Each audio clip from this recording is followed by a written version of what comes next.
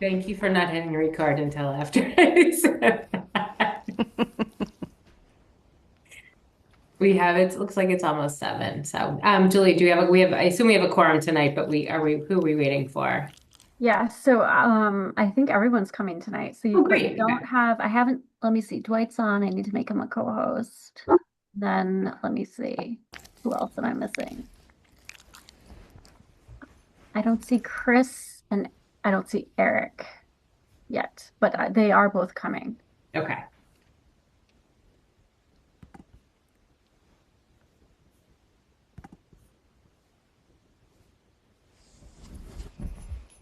Is my microphone working? Can you hear me? Yes.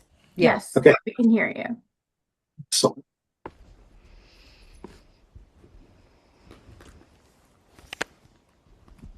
and hello, by the way. Hi.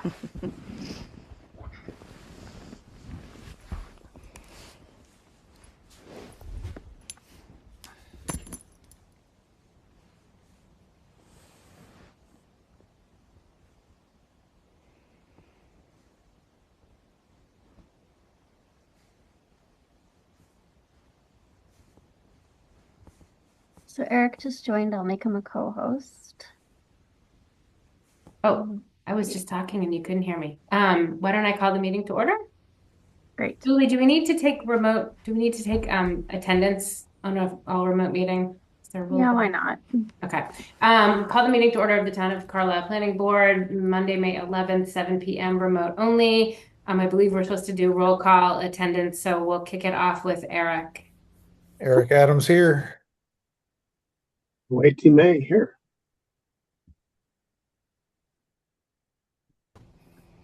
Silver Shoe here. Yep.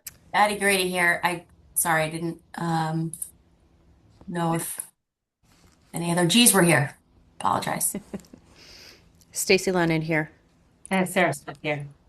Um, okay. So our first order of business tonight is the Woodward Village closeout review. So Julie sent around some documents. Um, it looks like I'm trying to think the best way to start this. So Julie, I guess it would be super helpful just to sort of articulate and so everybody understands what the role of the planning board is on this and what we're being asked to do to close out the special permit for Woodward Village. Yeah, sure, that's great. So basically, I put this on your agenda not because it's necessarily required, but for a few reasons. And one of them is just because, you guys, you go through this process, you have these hearings, you issue a decision, and then staff take that decision and we make sure that your conditions are met. And typically the planning board, quote unquote, closeout is when we staff feel like all the conditions have been met and we issue the final occupancy permit for the final unit, right? Um, and so in this case, this decision was written in 2019 before staff planning. Well, I was around for sure, and the decision refers to the planning board in a number of different instances and doesn't necessarily give staff like the authority to just do everything and close the project out. Um, and so there are some items I just wanted to touch base with you on, and also just so you understand kind of what the process is and that we are actually making sure that the conditions of the permit have been met. And then during the like process I've had with the developer and preparation of the as-built and the as-built review, it's come to light that there are a few other changes that have occurred to the plans, and the zoning bylaw for ROSC doesn't really give me the authority to approve any changes without at least a discussion with you guys. So, um, the I sent around a document earlier today that kind of had like my kind of punch list, and that punch list is directly from the decision, right? It was a bunch of different outstanding conditions where conditions that I wasn't sure the status of that I was asking the developer to like provide an update about. And then he did provide some feedback and some links to some documentation. And that document also included a list of changes that have been identified to the plans. And he made some responses and some justifications and provided some links to some documentation regarding those changes. So um, that's kind of the overview. And I did want to show you like what happens. What I do in the office is I print the decision and then I go through it and I make lots of notes over the years and I really keep track of like what's been done and what hasn't been done. And typically I do that in conjunction with a number of other plan review staff. So, is that good, Sarah? That is, yes, that is Okay. super helpful. Thank you for that. And I think it's great that you've been tracking all these changes over time because I'm not sure that if it's always been so thoroughly done, but certainly great to do. It seemed like in your if you want to pull up your document that you sent around with all the colored notations, that might be helpful. Sure. It seemed like there were a few that it seemed we might be waiting on final documentation on, and I just wanted to, before we kind of officially close this out, make sure that we've got everything that we feel we need. Yeah, from so the one second, builder. let me just make Chris a co-host. He just joined the meeting and I don't want to miss him. And then I will get back to you. Okay, there you go. So just to give you guys like a little overview, there are 4 legal documents that were supposed to have been finalized a while ago, that are currently being finalized, by the developer's attorney. The way the condition around those was worded was that they were in substantially the complete form in 2019 when you reviewed the project. And then they required some additional input from conservation, from trails, from Board of Health, like minor changes. The condition basically allowed for minor changes to language that wouldn't impact the intent, of the permit. So those were distributed to those entities, and I did get feedback from Conservation Commission, and the Trails Committee and the fire chief on those documents, and the changes that were requested were pretty minor. The development team, I believe, agrees with them and is working on kind of preparing the final documents. Those documents will then go to town council for review to make sure that the town's interests are still being met. And then they'll be recorded and finalized. So that's something that will need to happen prior to final occupancy, and it's in process. And I did send those documents around as well as the comments provided by the Conservation Commission. So I don't know if you have any questions about those documents or. No, I mean, to me, it just seemed like we should wait to receive them, but I don't know if anyone else had specific questions. So in terms of the planning board waiting, really what this holds up is the final occupancy, which would be issued by the building commissioner, and I would sign off on that. Okay. So certainly if there's something major that town council flags, I would circle back to you, but they are substantially the same as the documents that were reviewed by the planning board in 2019. Okay, and then do you want to just why don't we keep going down the list here? Sure. Like Nish has signed off on the as-built and felt they were accurate. Yes, so I did get the as-built plan and a list of changes, and then Niche Engineering peer reviewed the as-built and confirmed that it matches the approved design plans. The list of plan changes is here on the screen in front of you. So I kind of paraphrased but they did provide a full letter with changes with slightly more information than I put here. And then I just asked the developer to provide sort of a rationale and justification, for the changes so that you guys could decide whether you consider them minor or major. And in this case, if you consider any of these changes to be substantial, that technically under the ROSC zoning requires the developer to file for an amendment to the ROSC special permit. And so to answer you specifically about any questions you have about this, Dan Gainsborough is on the call, so he might be the person to ask. Okay.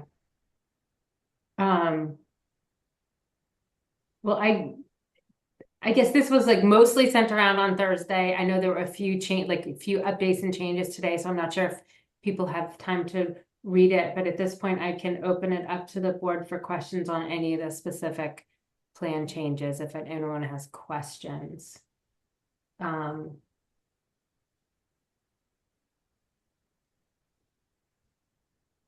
It looked like the biggest outstanding one was the guardrail spec, which I haven't had time to look at. And that we need a statement from Chief Sorrows about the fire access lane. Yeah, so I think Dan probably could answer that better. I was supposed to get an email from the chief today, Mhm. I think he is okay with it. I didn't get that email, but I saw like a whole chain where he was going to follow up with an email, a separate email to me. But maybe Dan can address that one. I think Yeah, I made him a co-host. Yeah, Dan, if you would like to address that question. sure. I did correspond with Chief Soros. He came out with his probe and he said that he was satisfied and that he would be sending an email out to, I think, Julie, to that effect. I also believe that he may have been headed out of town over the weekend, so I don't know if he was able to do that or not. Okay. Um, and it seems like the other ones, there was the width of a walkway that seemed like it had pretty minor impact and was done to reduce the amount of impervious surface, which seems to make sense. And then another one about an expanded terrace in front of the community building. And it sounds like that building permit wasn't required and it didn't really have a big plan impact, but it was a minor change. So Um, if I could comment on that, Chair. We actually made a substantial portion of it pervious by not putting the polymetric sand in it, so it would infiltrate. in the terrace. Yep. Um, Planning board questions about this list of plan changes, and then we can go on to the numbered findings after this.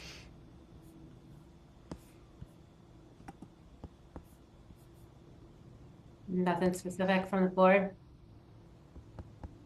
Okay. Nope. And then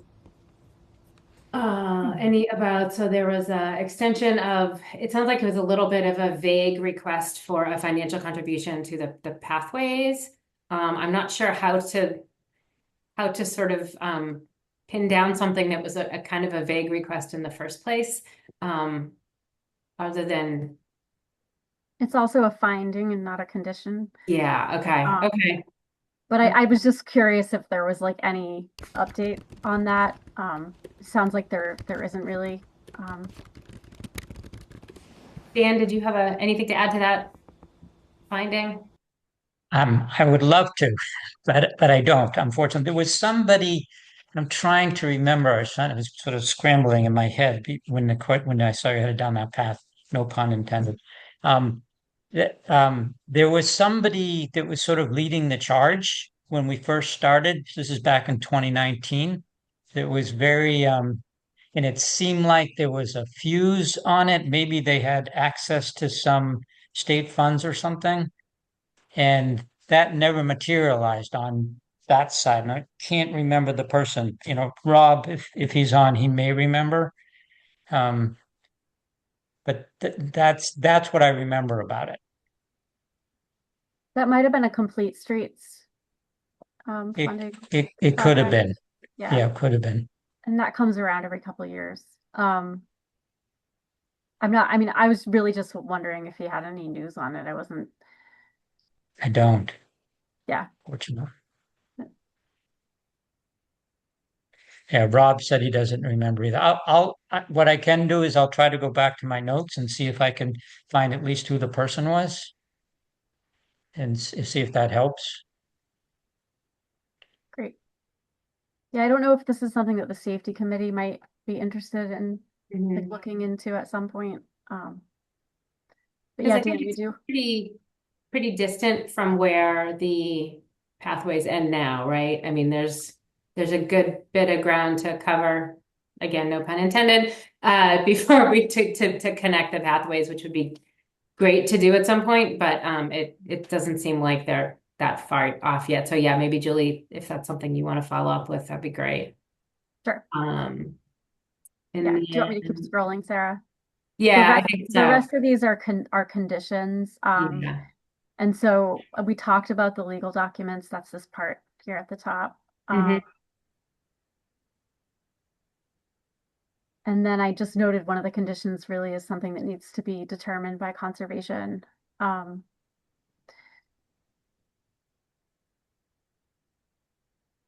Okay, so it sounds like the on-site trail parking area and fire cistern turnout are accessible. And the kiosk for are you looking for approval or comment from the Trails Committee on that one? Is that question directed to me? Yes. Okay. Or well, that would be the way this is worded, it seems like Trails Committee might want to weigh in on that. Yeah, so when I read back through the condition, it sounds like the trail committee just wanted to coordinate. What I sent you guys, what I sent to Julie was I just went online and identified a weatherproof enclosure. We certainly happy to mount that on the garage, the 4-bay garage. That's right, that's where the cars head in. So it seems like that, unless they have some different vision, perhaps that they're thinking of a pole mounted. I saw those online as well. Um, so I really don't know what they want. I don't know, so I don't really know what to do with it. But we're happy to help get it mounted and do whatever it's going to take to get it there. Okay. Um, So if Dan just continues to work with this Trails Committee on this one, are you okay with that? Are you That makes- asking me, Julie? I was asking the planning board. That's what I thought. Sorry. makes sense to me. Others? So there's date discrepancies throughout the trail easement stuff. I mean, so I assume Stansky and McNary are gonna rectify that for whatever's filed.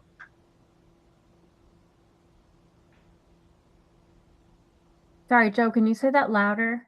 Sorry. There's a couple of references like Plan of Carlisle, it's dated March 12th, and they've got other plans for the development dated the 19th, referencing the trail easement and other plans with different dates. So I assume whatever Stansky and McNary are generating will be the date that's filed with the registry. What document are you looking at, Joe? It's part of the legal, The trail easement? yeah, doc- right. Okay. There's just date discrepancies through the whole legal thing and they don't reconcile. I can make a note of that and make sure we can sort that out. The Trails Committee did look at the Trails Committee chair did look at the draft and thought it looked fine, but I can circle back on that. I was planning on going to the Trails Committee meeting tomorrow, so I can probably ask about it. The other thing that I think there's a typo in the one calls it Middlesex South Registry of Deeds, District Registry of Deeds, and another one says Middlesex North. Or Middlesex North. It's just a typo, but that needs to be corrected. You're doing town council's job for them, Joe. No, I'm not doing it. Someone else did it for me. All right.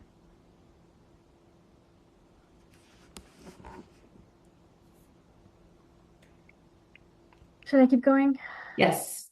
Okay, so the next one was there was a trail parking only sign that needed to be corrected. It has been, I've seen photo documentation proving it. Conditions 23 and 24, which I didn't state here, relate to the basically the fire department fire alarm system. So one of them is about including an exterior strobe light device on each unit facing the street or the village green. And then the other one is about the numbering of the dwelling units, making sure they're shown on the plans that were approved by the fire chief. I emailed the fire chief about that just to make sure he's good with them.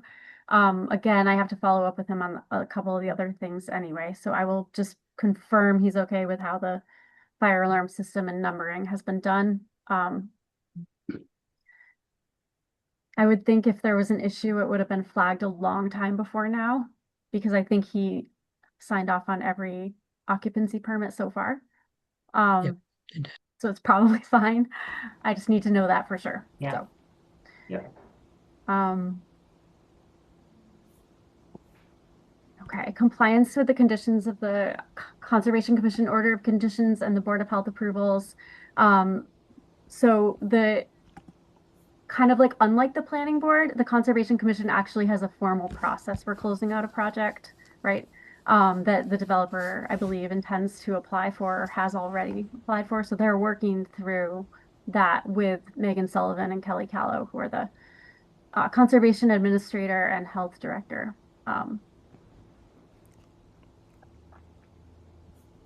Thank you for letting me know who your new construction supervisor is. Okay, and then 32, I just wanted confirmation that these inspections happened when they were supposed to. I have some documentation from the peer review, but I wasn't here for all of this, and some of the filing was a little hard to sort through. But as far as I know, all of the necessary inspections happened when they were supposed to. And at this point, I'm not sure there's much we could do about it if it hadn't. Should I keep going? Yeah, to I Okay. think 34. Sure. That seems like it's Yeah. tied up. Yeah. Again, and we have that statement. Mhm. So that one's all set. And then there were I think maybe not the last two of the last two conditions were about just like holding the occupancy permits until all the things happened. And so that's where we are right now. So we have the as-built plans, we have a statement by the design engineer, and then we also have a statement from Niche Engineering. And then Dan provided a statement that the interior layouts of all the units comply with the approved special permit as well. So are we waiting for anything that could hold, I guess, our closeout process is separate from the occupancy permit being You don't issued? have a formal closeout process. Okay, so we can Yeah. still wait to tie up these loose ends and not hold up the occupancy permit. Is that So correct? yeah, so no, so the loose ends are like obviously on staff Yeah. to tie up. I just wanted to give you guys like an update and Yeah, no, that's I'm great. sure if you had any issues. Yeah, so these loose ends will have to be tied up before the final occupancy permit is issued. Okay, okay, Yeah. okay. So it seems like this is something that we're gonna do next meeting because You We're don't next- have anything left to do, Sarah. okay. Unless Okay, you have a then major issue with any of the design, So the you changes to can- the plans. we can rely on town staff and town council to tie up the loose end. We just need to decide whether or not we think any of them are substantial changes. Correct. Okay. Yeah.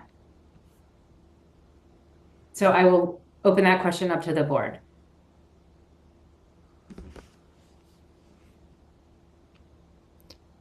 It does not seem to me that anything in here is substantial, including the concerns about runoff for, was it Unit 9? That has been addressed, and the contours seem to be much closer to originally permitted and intended. So that's what I'm seeing. I agree with that. Same. Yeah, I You're agree. nodding your head, okay. I would agree also. Joe? Yeah, I'm good. Thank you. And then before we take a vote, I don't know if we need to take a vote, but I wanted to see if there's any members of the public here or occupants of Woodward Village that wanted to make a comment. So if there is anyone on the line and you'd like to raise your hand.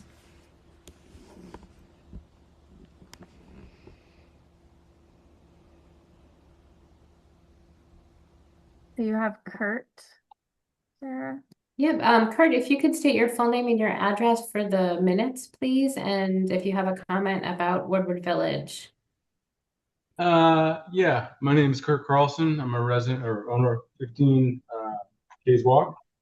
I just saw today for the first time, I had access to a document that said the drain, all the water from our gutters was supposed to be sent to a dry well, and in fact, it's running off directly into the slopes that go right into the conservation land, or the wetlands. So I'd like to formally request that that be added to the list of things that need to be fixed in the process of this neighborhood being accepted into the community. Thank Can I you. respond? Can I respond to that? Yes, please, if you could respond whether or not that's something Yes. that was a change or, yeah. Yeah. If I can draw the planning board's attention to the as-built sheet 1 of 2, and if it would help, I can put it up on the screen. Can you, Dan? Yep. Do I have sharing? Oh, you know what? Let me, you should be able to, yeah. All right. Let's see if I can. That should be this. No, you don't want to see that. You want to see, there it is. Okay. And now I want to make it bigger. Well, actually, you know what? Before I do that, sorry. If I can move that over there, move that there. Okay, I want to make it smaller. All right, if you look at this chart right up here, and I'll try to blow that up a little bit so you can see it. Can people see it? Read it? I know it's small. Let me try to make it one more time bigger. That's too big, but let's see. Okay. Can people see that? That's better. I'm getting Yep. nods. Yep. So if you look at here, this is the unit number. It says 15. This is the roof drywall that's associated with 15. And if you look down here, you'll see this is the location of the drywall that was installed. And if you look here, you can see this tiny little line that runs from the corner, the low point of the house, over to the drywall. And that's what we do. We take the lowest point, we pick up all of the gutters that are captured, and we put it into the drywall. What Kurt is referring to, he sent you some photographs. There are 2 outlets along this slope. Those have nothing to do with the roof gutters. Those are associated with the perimeter foundation drains, which will basically never see any water because the groundwater at this point, if you guys think about where the stream is probably a good 15 feet, 10 to 15 feet, depending upon where you are below the slab. So the only water that will come out of those outlets that I've ever seen is maybe a little bit when you're in the springtime, when you're getting a little bit of thaw, but it's a really de minimis amount of water. So I'm assuming there's just maybe a little bit of confusion, but the drywalls have been installed and are functioning. So to summarize, you're saying it was constructed and built according to the plan, and it might just be potentially a misinterpretation of what is being seen on site. I can only speculate, but that in terms of that, but to your first point, you are correct. They were installed in the normal course of the construction as they were. Typically, we try to avoid doing gutters because they become a maintenance issue, but oftentimes what we find in particular with the courts, where the houses are relatively close and you have to deal with micrograding, we find that we have to install drywalls just to manage the water. So in this case, that's exactly what we've done. So does the number of dry wells equal the number of units built? So if you look at that chart again, Joe, you'll see there's some of the homes did not require them just because of the grading and drains were able to be daylighted. But in this particular instance, we did install. So it looks like there's 1, 2, 3, 4, 5, 6, 7, 8, 9, 10, 11, 12, 13. So there are 13 of them.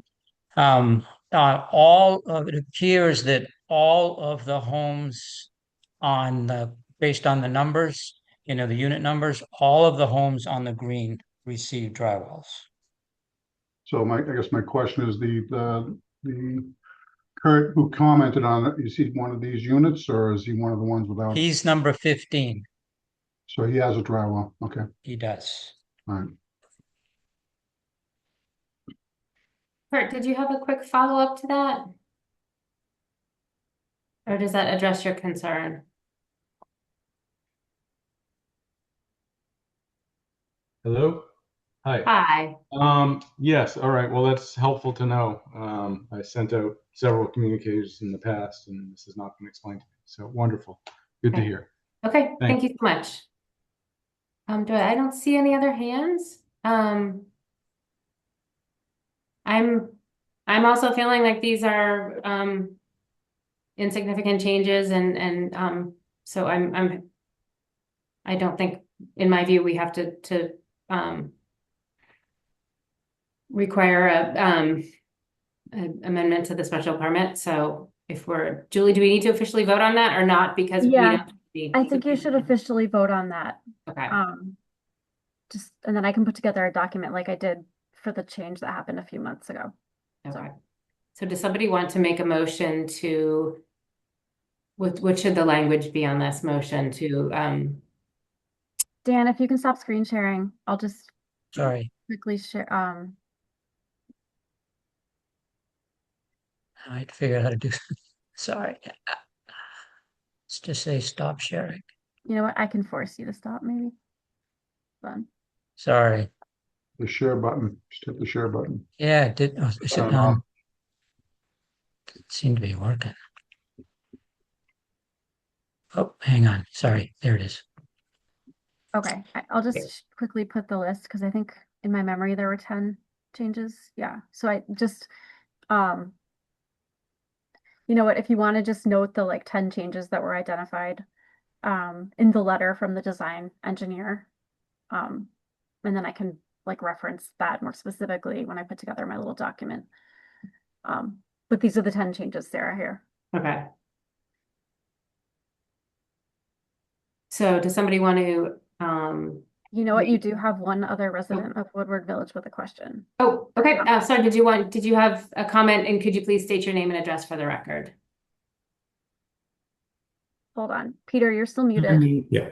Yes. Okay. Hi. I'm Peter Yakutis. I live at number 12, Kays Walk. And I just have a question on the bank that is below the garages and wraps around all the way around to number 15. Well, there's two different banks, but they have wood chips as covering, and the plans seem to have shown that they would have jute and plantings. And I'm wondering if that is considered an inconsequential change. Is are wood chips considered a permanent application for the banks as compared to plantings and under a jute netting? Dan, did you want to? Sure. So the original, I guess how to respond to it. Wood chips are in fact a permanent solution. They approved and typically preferred by Conscom folks because they are in fact wood chips that are actually sourced from chopped up trees. And they've done exactly what they're supposed to be doing, which is to stabilize that bank. That said, we did give the homeowner the option to plant it with a wild seed mix and jute mesh. And the feedback that we got back from them was that they didn't want to do it because they were concerned about ticks and their dog. So we remain willing to install jute mesh just as we did on the bank behind Peter's and Pat's home, if that's what they would prefer. But we received a memo from the homeowner saying he didn't want us to do any work. This work is in his EUA, and so we're not going to go on to his site unless we have approval. Okay. Thank you. Yep. Thank you, Dan. There's Looks Okay. like Kurt has his hand raised again, Sarah. Kurt, did you have another question? Yes, I just wanted to take issue with what we're worried about is we had an engineer look at the slope recently, and they said there was active sheet erosion on that slope, and that mulch was not sufficient to hold back there. It's certainly not sufficient for an actively eroding slope. So it's not that we're worried about the ticks on the dog. It's that there's an actively eroding slope that's right up abuts the wetlands, and we're worried that there may be long-term financial exposure to the HOA if the slope is delivered to us in such a manner. Is this the same slope that was just being talked about, or are you going back Correct. to the previous comment? Same slope, and thankfully the outfalls have been explained, even though we requested information in the past and haven't heard anything about it till just now. But that's great news. That said, the active sheet erosion has been documented, and so it is a concern for us.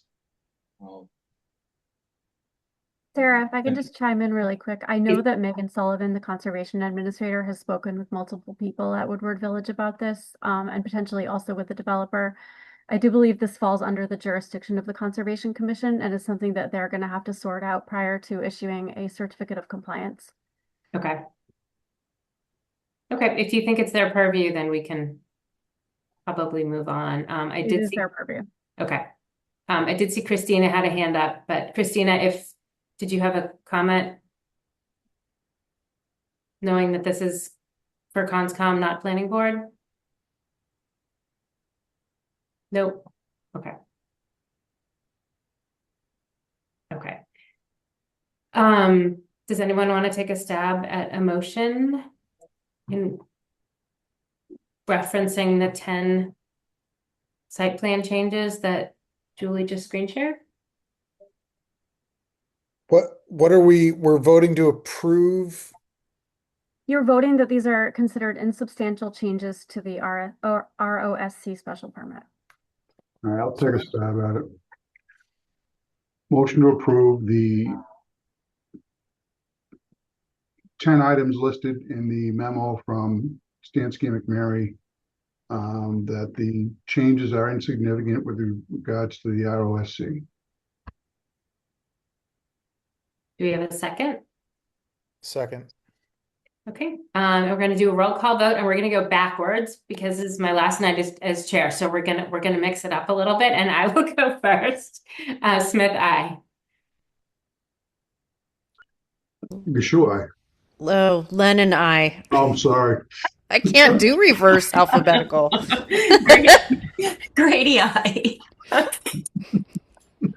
guess I.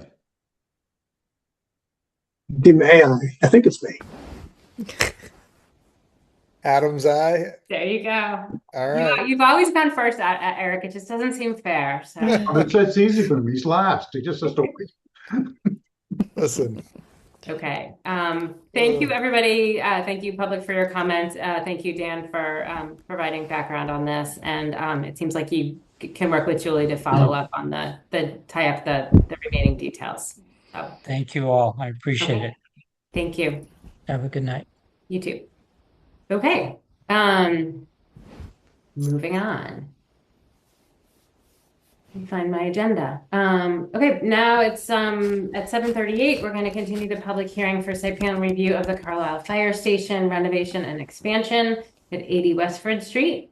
And we have some documents. We have the updated, actually, Julie, if you can pull up the updated permit set, that would be great. I think we have a few items, and it seems like most of if not all of the items we had requested to be changed were addressed in the Yeah, Josue, can you submitted pull up documents. the new permit set? Yes, I can Okay. definitely do that. So you have Josue, Valdez and Matt Salad here from the Yes. design team, as well as a bunch of other people I'm just searching for in my, let's see here.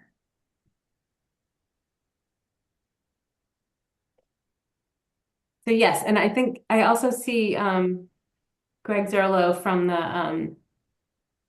the Fire Station Building Committee too. So whoever wants to kind of walk us through the changes, whether it's Josue or Matt or Greg, but if you could, seems like a fairly short set if you wanted to walk us through the changes. And Yes, thank you for all your flexibility in working with us on these. We greatly appreciate it. yeah, no, these were all great comments. I think, in all honesty, now that we look the final product on the renders, it definitely makes more sense. I will start with the brief presentation showing the changes, and then Matt is also here and he can talk more about some of the renders. So I'll start just with talking about the landscaping and side plan changes, and then Matt can speak a little bit more on the final renders, which are pretty much just a selected option from the last meeting. So we just trim it down to that one break option.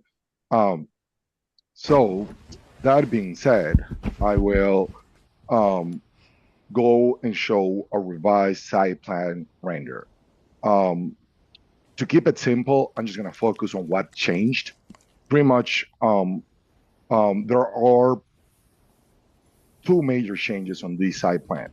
One of them is the revised landscaping on the front. You can see now a more robust screening along the street frontage with all larger trees, trying to screen the outbuilding and the main building as much as possible. A revised location of the existing site sign. It's now being located adjacent to the main entry, directly in front of the flagpole. And then we've added a screening to provide a screening to the transformer generator area and all these larger trees to provide a screening for the larger trees. We have developed with Tacton elevation renders in which you will be able to see later on what that looks like in a more realistic view. But at least from a site plan standpoint, this gives you an idea. The other change that we made to the site plan was that we removed the island that we had here on the back. This came from the meeting that we had with one of the planning board members a couple of weeks ago. That was really helpful, and we got the feedback from him, and we just striped this landscape area, mostly because it was already so small that keeping a tree there was going to be tough. Plus, this will help with the fire truck movements. It was already working before, but this just makes it even easier. So those were pretty much the two major changes.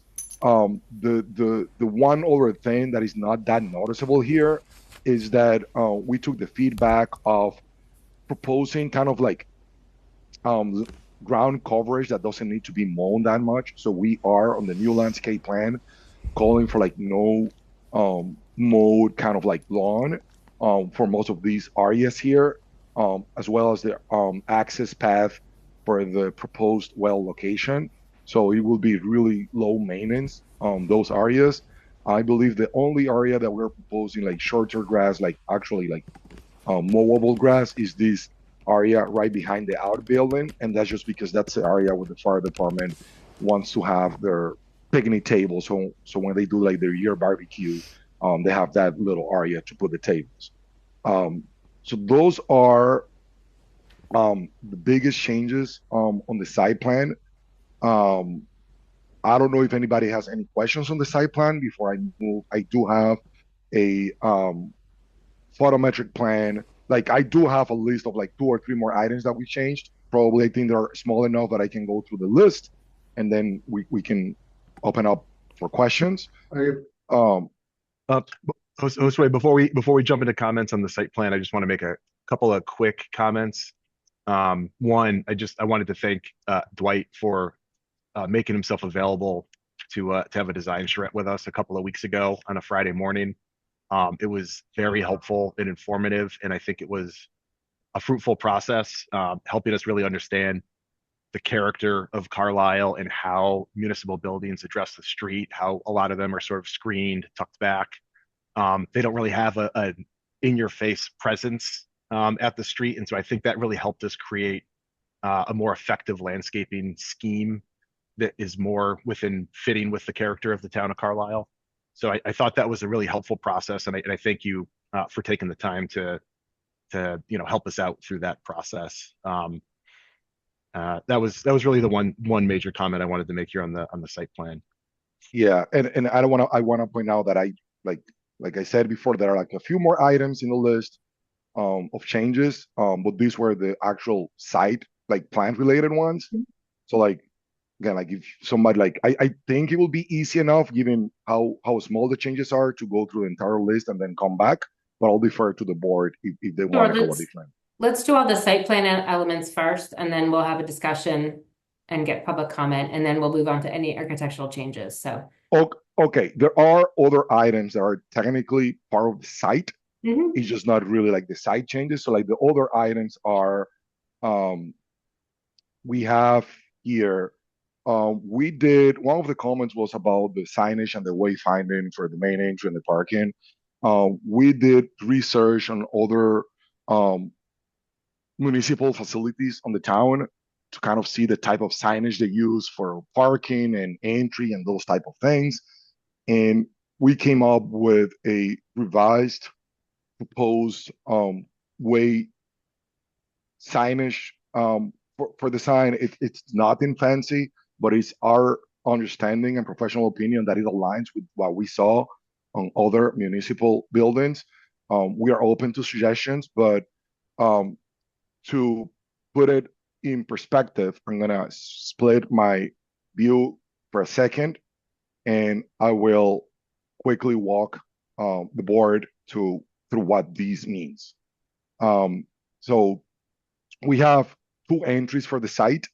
We have the west entry, we have the east entry. The main entry will be the west one. That's why this one we have moved the existing site sign for the fire station to be closer to that entry, and kind of came up with a revised landscape area that calls attention to the sign, as well as the flagpole being directly behind it. So like it's like a really it's kind of the area that probably calls for the most amount of attention within the landscaping along the street frontage. And then as we go in right here, you can't see it on this view, but there is a site sign right here that is the welcome main entrance, visitor enter here sign. We didn't want to put anything too big or too calling because you already have the site sign, so we don't want to take attention out of the actual ground sign that is the fire department sign. As you go in, right here on the left side of the driveway, we have these parking with a straight arrow for the public parking, so people knows like public parking this way. As you keep going into the site, you get to this area where you have your police station main entry on the right side, but then you have your public parking direct straight. So on the left side here, we are proposing two signs, two of which are one more parking with the straight arrow right here, and the entrance this way right here, pointing at the main entrance. So people knows as they are driving, okay, the parking, it's all the way on the back, but the main entry to the building is here. So I need to go to the back, park there, and then walk my way back here. As you keep turning through the back of the site and you get to this area here on the one-way driveway, we have here a do not enter sign. I did not add that one here because it didn't change, but I have the ability to share with the board if they want it, if they want to see it. It's a typical do not enter sign there. Then I'm gonna switch directions for a little bit just to like make more sense of this. If you are coming from the street and trying to access the site from the eastern drive, on the right side of the drive, you will have a authorized vehicles only sign The purpose of that is that only town staff or firefighters can actually use this entry to park their cars. This is going to provide some additional parking, especially for EV charging to the town hall. That's why we're going to put that authorized vehicle only sign here. So that's kind of like the quick overview on the signage. And the one last item related to site is I'm going to stop. Okay. It's the revised photometric. So in general, the only change that we made to the photometric plan was based on a really good comment that we got on the last hearing, was that it was getting a little bit darker as you were navigating the site from the accessible spaces located on the kind of like on the left rear corner of the building right here. You can see the accessible sign on the back. Before we have like point something foot candles, so like definitely not enough light. So what we've done was that we added a wall mounted light here, and you can see like now none of like this area, it's like on the 2 to 3 foot candles overall. So it should provide a direct path with full visibility even at night. Those were from a site perspective, those were the changes. Before we go into the architectural stuff, I want to add a few more items that are pertinent to the design and the site. One of them is that, as requested by the board, we reached out again to the Conservation Commission, more specifically to Megan Sullivan, the Conservation Commission agent, to ask one more time about this driveway and the opportunity of making that driveway wider. We wanted to make sure that our understanding was correct of what was discussed with COMCOM, and they confirmed that to her understanding, again, as you know, she can't speak for the board, but her recollection was that the board felt that if it was required by regulations or being a concern from a public safety standpoint, coming from the fire department and their operations, they will be open to seeing what this will mean. Otherwise, they didn't really feel comfortable expanding the driveway and expanding the limit of work even closer to the wetland. So we didn't really make any changes to that driveway, but we do have the correspondence with Megan that we can include with any summation if needed, just for reference. The last item on my list is that we actually had a meeting with DEP on it was 2 weeks ago, and we like Tecton was present, Fosonil was present, members of the building committee were present, and the initial discussion we had with them, it's that their initial understanding is that it seems that the actual water well doesn't really meet the thresholds of a public well, that it will probably be a private well. However, they will be doing, which at this point they should be almost done with it. They said like 2 to 3 weeks to get back to us. A more thorough review of the plans that we submitted to them and the memorandums and reports and stuff to confirm that initial understanding, and they are going to be issuing a letter with their determination. So that's hopefully coming in the next week or two. But their initial thought was that it will probably not meet the thresholds to be classified as a public well. So those are the site items from the perspective of the design and the site plan changes that we've made so far as a result of the meeting that we had with Dwight, the charrette, a few weeks ago, and the last round of comments that we received from the planning board. So I guess now we're open to questions before we jump into architectural stuff. And board, do you think it's more helpful to look at this rendering of the site plan or the actual submitted drawings that? I can do that too. I have the actual landscape plan right here that I can. I feel like the actual the drawings with that are annotated and dimensioned would be more Yeah. appropriate to review. Yeah. So like this is the one. So we've added a more robust planting area in front of the main building to make sure that these main buildings as screen as possible from the street without really taking the character of the town of Carlisle. A lot of that came from the good feedback we got from White doing that charrette. Then we've moved the side sign to be directly adjacent to the main entry with little bushes and planting right behind it, kind of like specifically thought to be complementary to the flagpole and the side sign. Then we added some evergreen trees and other some larger planting on the 6 to 8 foot height to help screen the transformer generator area from the street. And similar situation to what we did in front of the main building, we did it near the outbuilding, in which we added like larger trees directly, in the street frontage to also help screening the outbuilding from the street and kind of maintain the character of the town of Carlisle and what we were trying to achieve of from the street, making it as screen as possible, while still making an effort of having nice looking buildings, but we don't want to like make it look like an industrial area or something that Could you also show the area leading up to the well, the area that we changed to be, or that you edited to be ground cover as opposed to mowable grass, just so we can. Yes.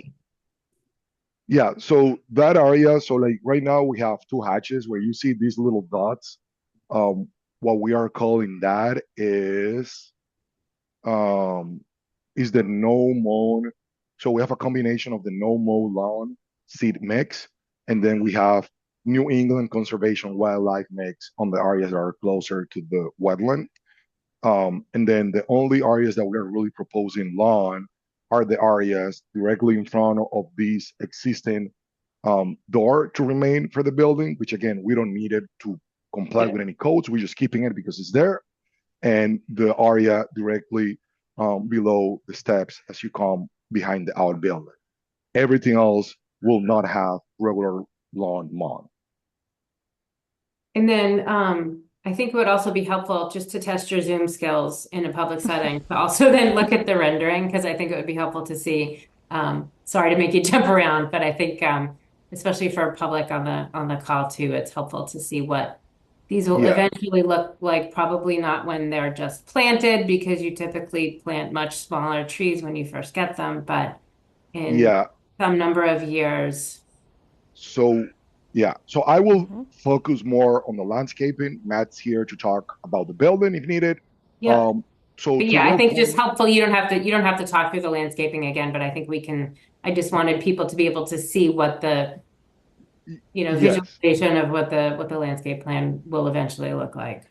And to your point, we've modeled this on the 5 to 10 year range. So no fully mature trees, but definitely not day one conditions, just to give like an in-between. As you know, to get like a fully mature tree, some of these might take 15, 20 years to get there. But at least within the first 5, 7 years, you should have something looking pretty similar to this. That's for that entry. And then for the other one is this one. And you can see how the main building, it's been, I apologize, my kid is going crazy with his mom and he just came to me, but I'll keep going.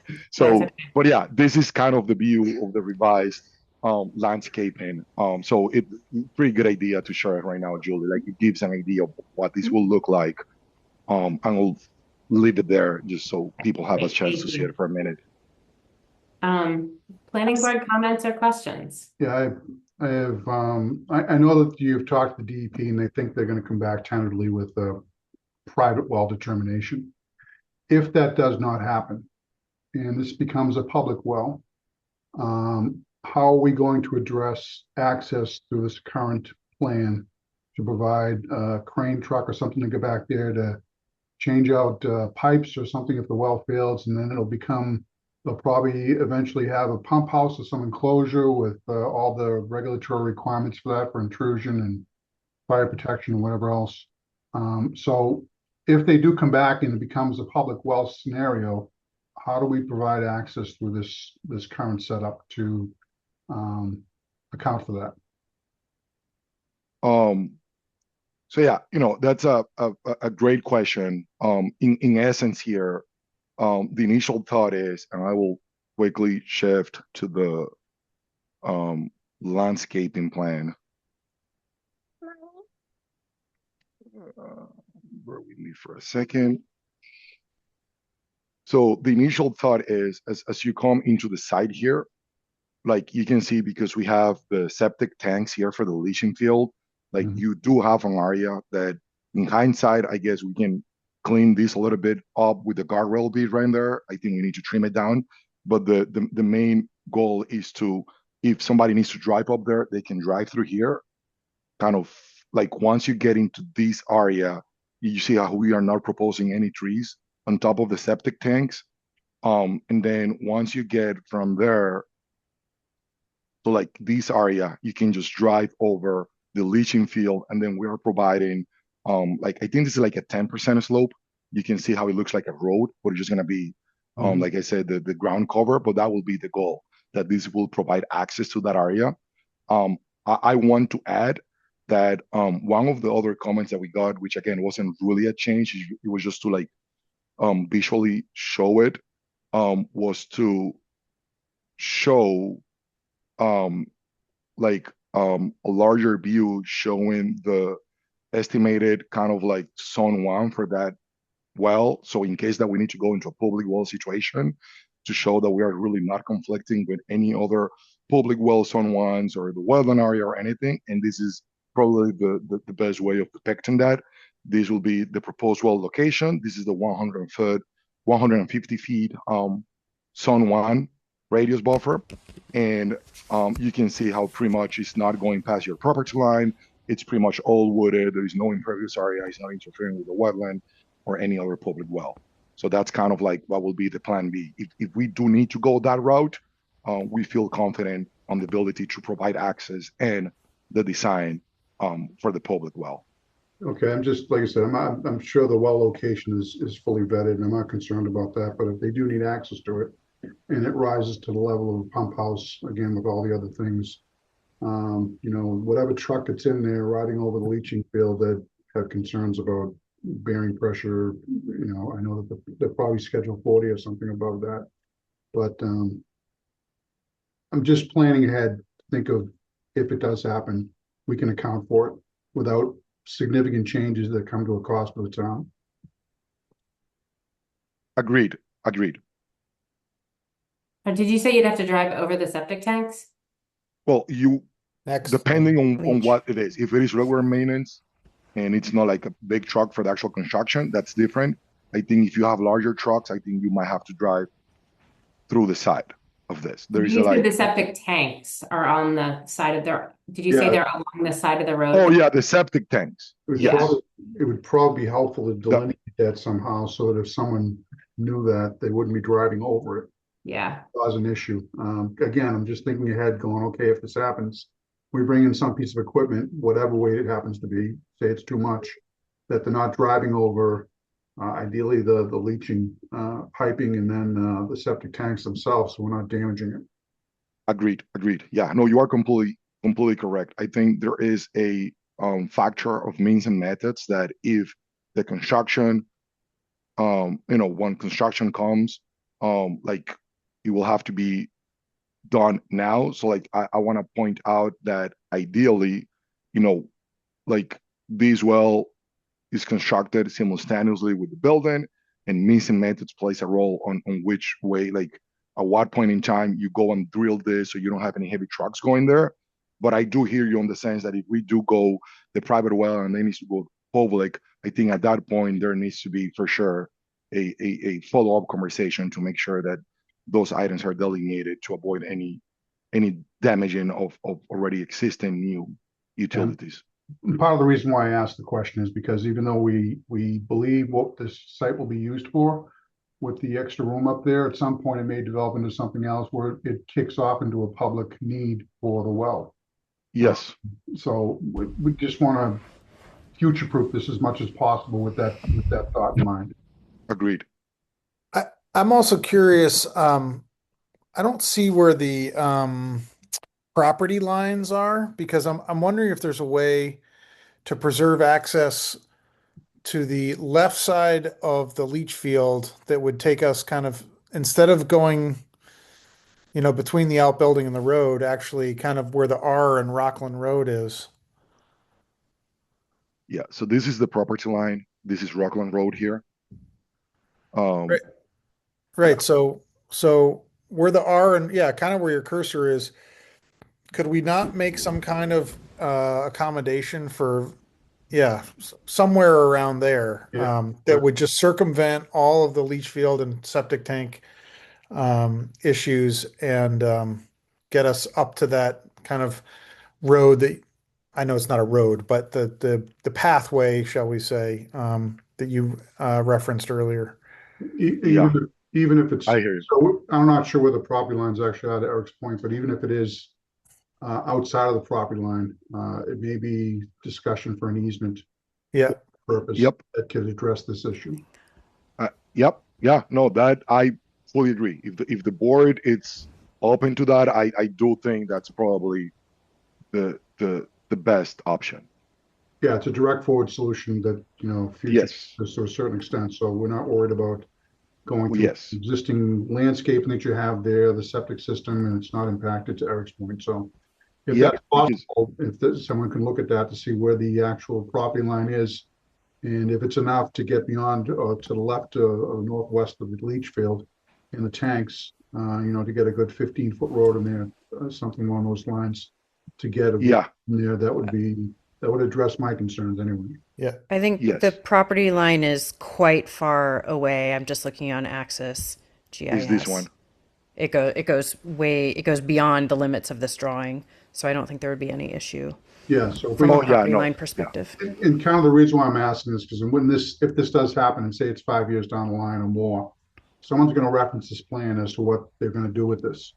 So what I'm saying is that information should probably be conveyed in this plan. So if someone looks at it in the future and it does come to play, they have direction and a solution for this that's been thought out now.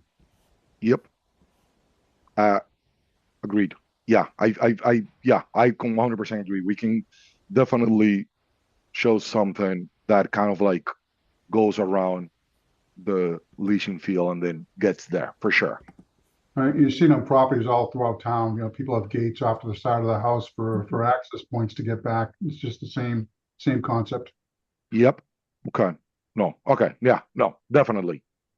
Josue, I have one other question while we're still talking about the well. You said a few minutes ago that you don't think it's going to meet the criteria for a public well. Is that just based on the proposed use and the saturation of the use? So we've done a pretty thorough review of understanding, the proposed use and the actual threshold between private or public. It's based on the number of persons that it serves. It has really nothing to do with the flows. It's about how many people are served by that well.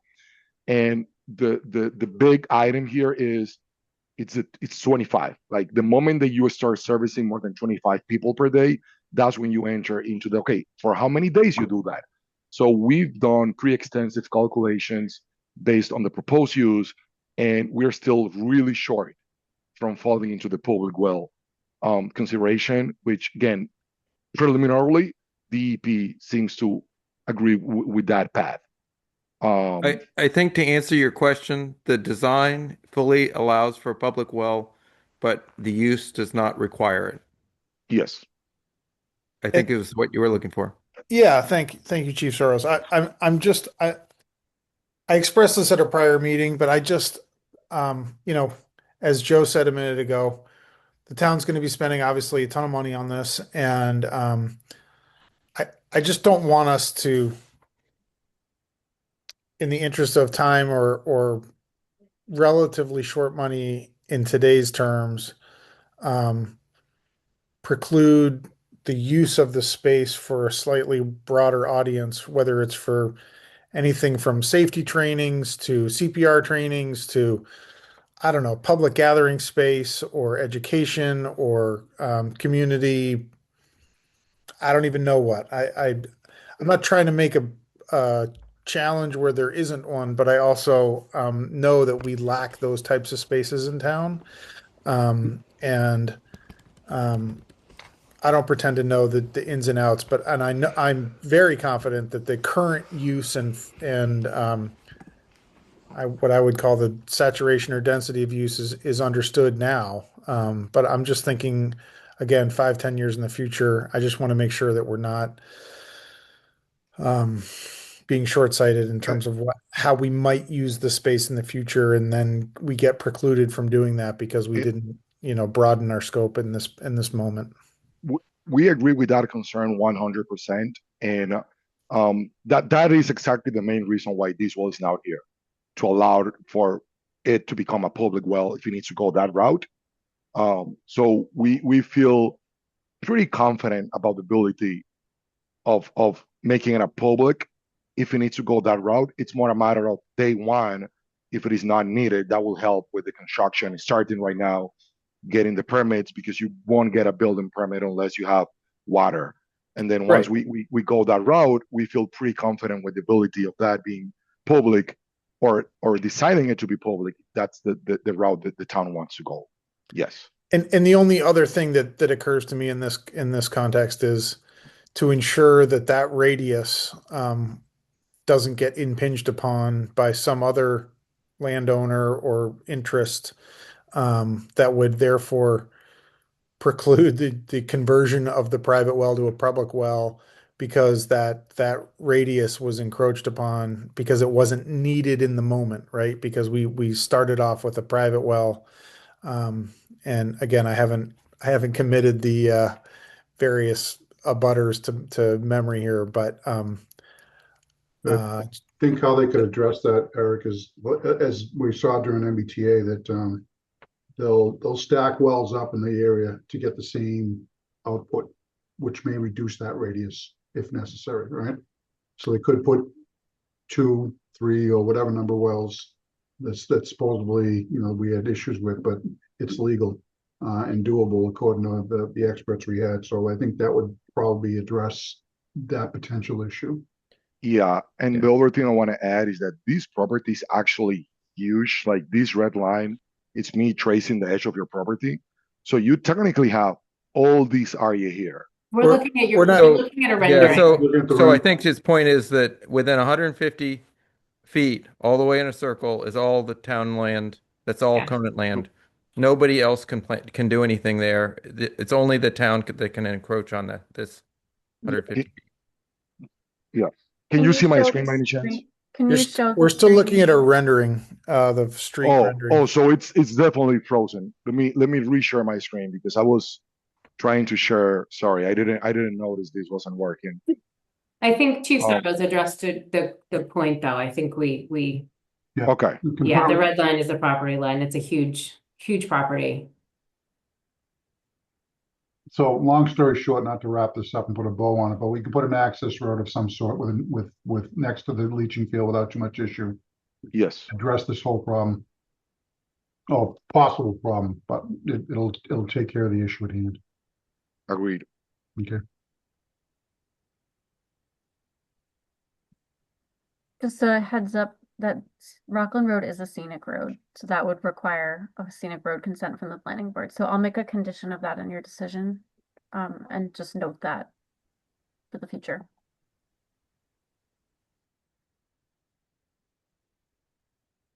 Other planning board comments about the site or landscape plan?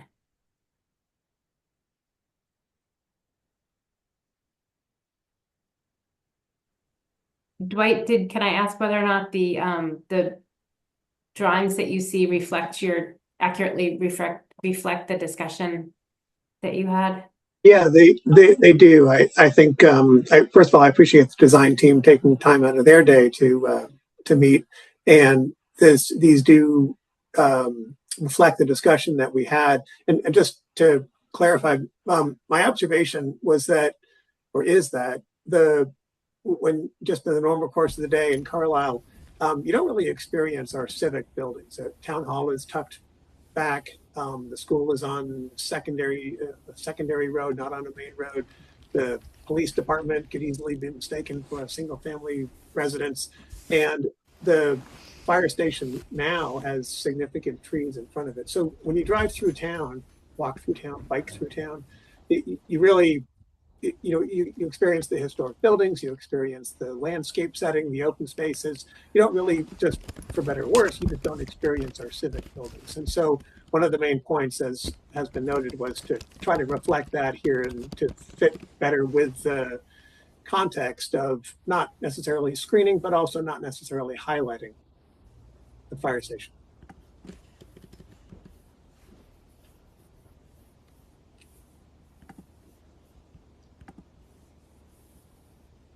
That's what Well, I like it.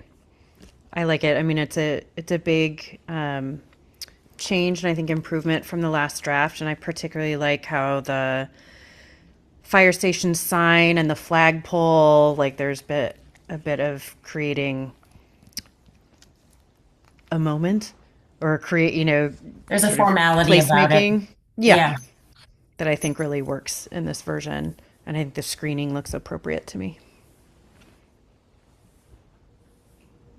Yeah, I agree. I think, I was advocating for turning the sign perpendicular to where you have it now, a couple of weeks ago. And I think given the way the road kind of comes in at an angle ever so slightly, I think you still have good visibility to that sign coming from either direction. And I think certainly the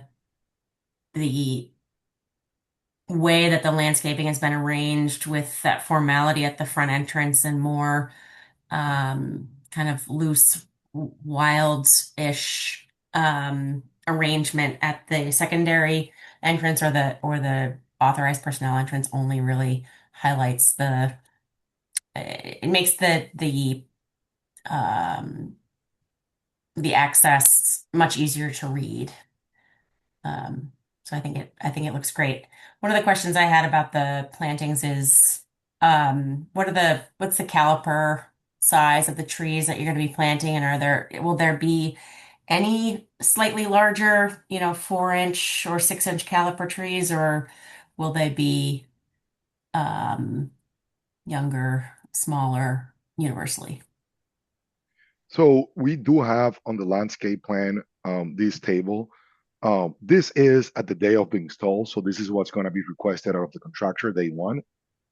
So you can see some of the larger trees are like 7-8 feet at the moment of install, and then you have some other shrubs to be at least 4 feet, close to 4 feet tall at the moment of install.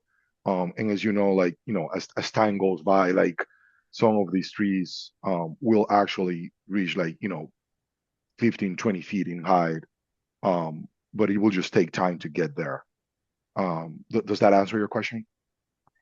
Yeah, I was specifically asking about the caliper. So 2.5 to 3-inch caliper red maples are pretty small and pretty young. Of course, larger caliper trees are more expensive.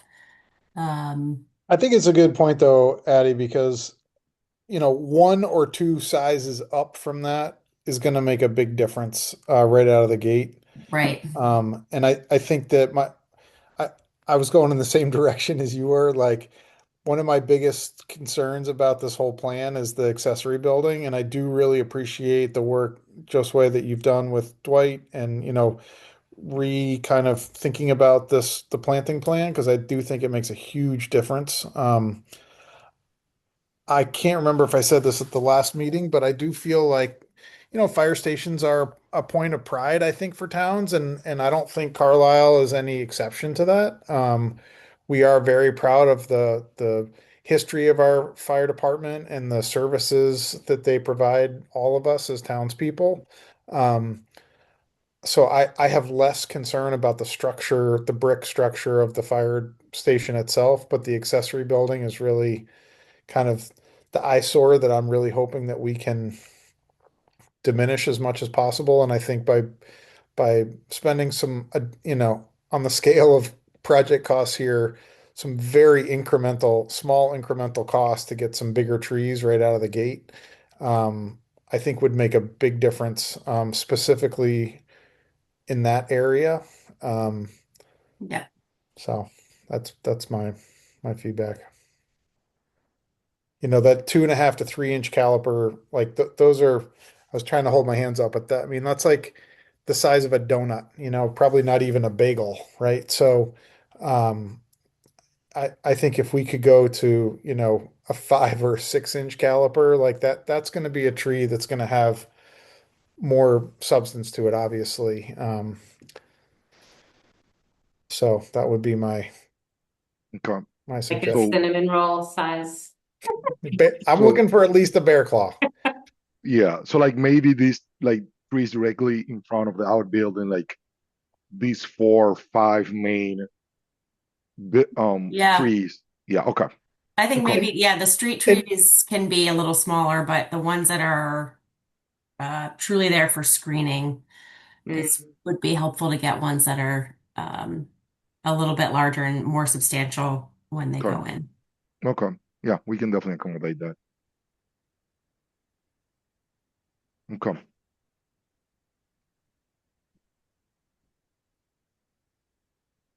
More comments on the landscape plan, our site plan.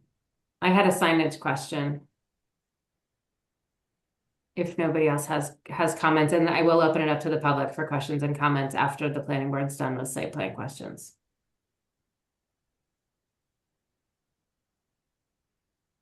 Could you pull up the signage schedule again?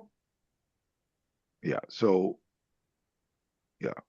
1 second. So yeah, this is only the signage pertinent to the wayfinding. Yeah, so I feel like 100%, yeah. you've done such a good job at delineating and sort of making that the landscape really, I think, helps guide visitors to the right entrance.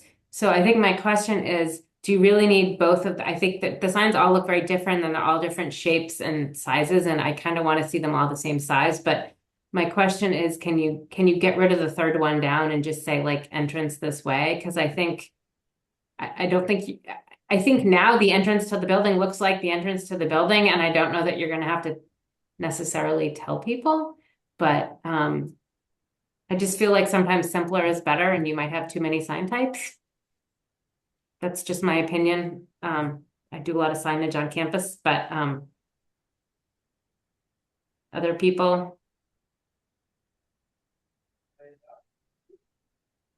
Yeah, I Agree. would agree. support that. Yep. One Yeah, last we can do that.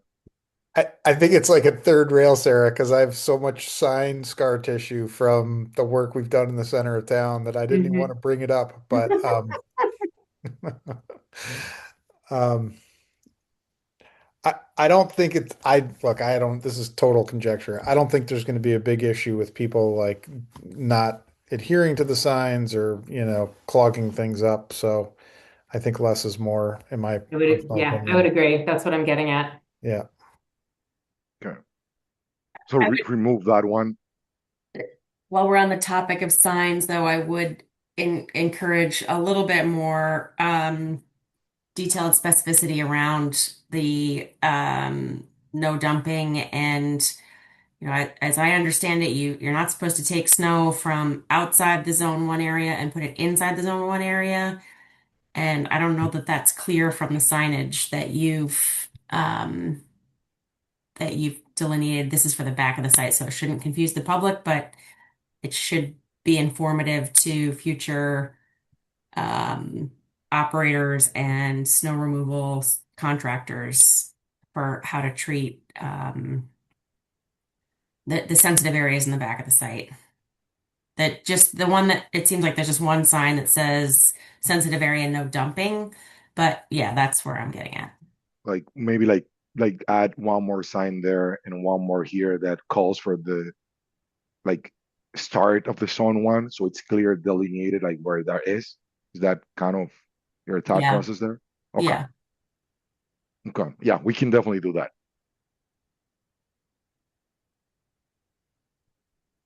Can do something like that and then find like that right location, and then whoever's gonna be the snow plower, it can be clear to them like once you see that sign, you can't really bring any snow from outside of that sign and of that area and put it in there. Yes. Right.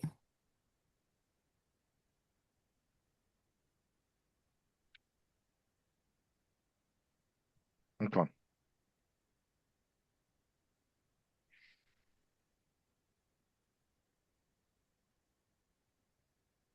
Other planning board comments on the site plan?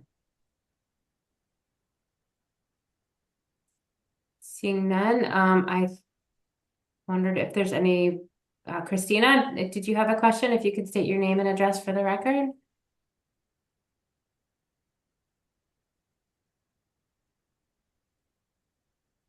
Hi, thanks. Christina Christodoulopoulos, Hemlock Hill Road, and I am co-chair of the Environmental Sustainability Committee. Question about the new access to the well. Is this for a future access, or would this be currently? My concern is depending on where the new access would actually be, it could end up meaning destruction of additional habitat that may not be necessary. So does it make sense to just have it done all now as opposed to expanding later on, maybe like 5 years down the line or in the future?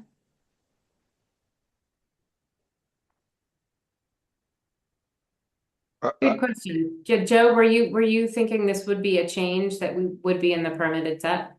I do, yes. I think it should be accounted for now and clearly marked out that that's the intent. But again, and I'll say this with a caveat, but if the DEP comes back and says it's a private well, then this is not needed. But my concern, like we mentioned before, what Eric brought up, is if the needs of the structure change and the town increases usage of it and it kicks it off into a public well scenario, and we're back into this conversation again. So my inclination is to plan for it now with the realization that although it may not be out of the gate where it's a public well, it may be in 5-10 years when the usage possibly changes based on the town's needs. Yeah. I would just add that, like, even if it's a private well, I mean, I have the house in the center of town that I own across from the library. I have a brand new well there that I had to spend a ton of money last year. It's only 4 or 5 years old to replace the pump, and they needed a truck there. So I feel like I totally agree with Joe. Like, public or private, we need to. I think we should create the access point, get the permission from ourselves as the arbiters of the scenic road situation to put a gate in there. And I hear Christina's concern, and I agree with it in concept. I don't think certainly is not going to be like a lot of infrastructure. It's just like a cleared trees so that a 4-wheel drive service vehicle can access it. I don't think it needs to be, certainly not paved or anything like that, but it needs to be accessible. Yeah, I would agree with that. I mean, even if it's a private well, it will need service at some point, whether a pump fails, pumps are leaking, they need to replace pipe, or whatever the case may be. It'll happen at some point. The question is when. Yeah. If I may follow up, my point being that one path that would work, or one access that would work for both to start with, makes more sense than having to create that in the future. So thank you. Thank you. I think we agree with you on that, Christina. Okay, no other public comment? I don't see any other hands raised. Okay, can we move on to the architectural portion of it then? Matt, I think this is probably you want to share your screen? We'll carry on with Great. Josue slide deck. Just a couple of quick updates. We didn't make any large changes since the last time we spoke. Just a few things to note here at the main entry. One, we got rid of the large 80 that was up in the top left corner.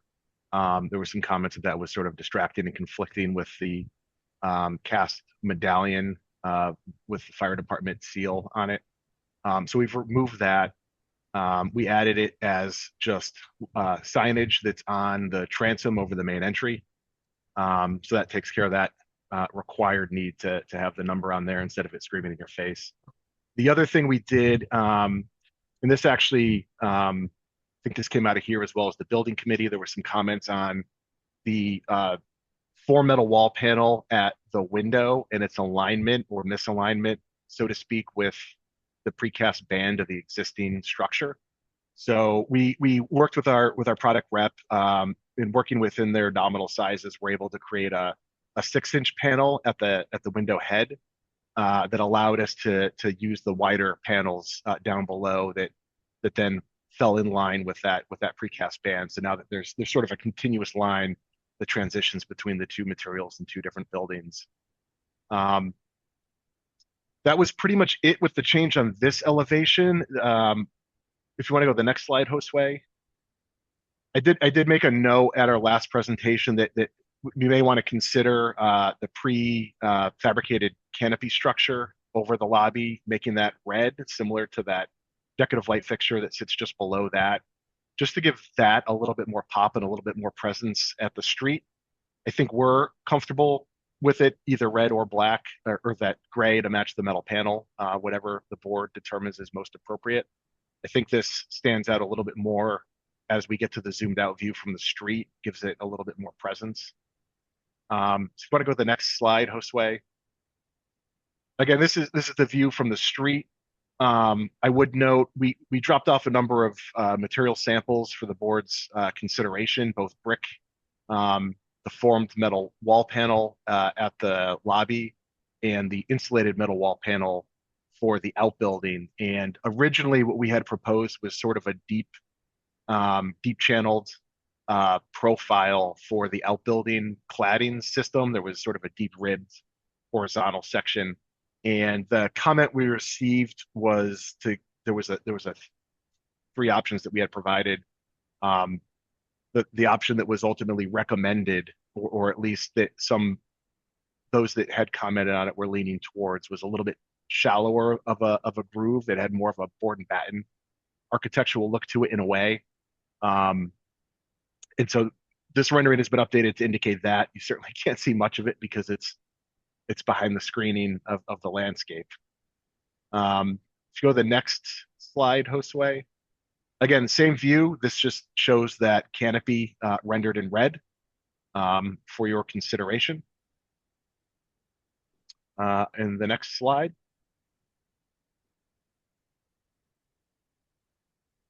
And again, this is the view from the sort of staff side, staff entry, showing the updated screening, but no changes architecturally to what we've seen or presented in the past. So this view is still effectively the same.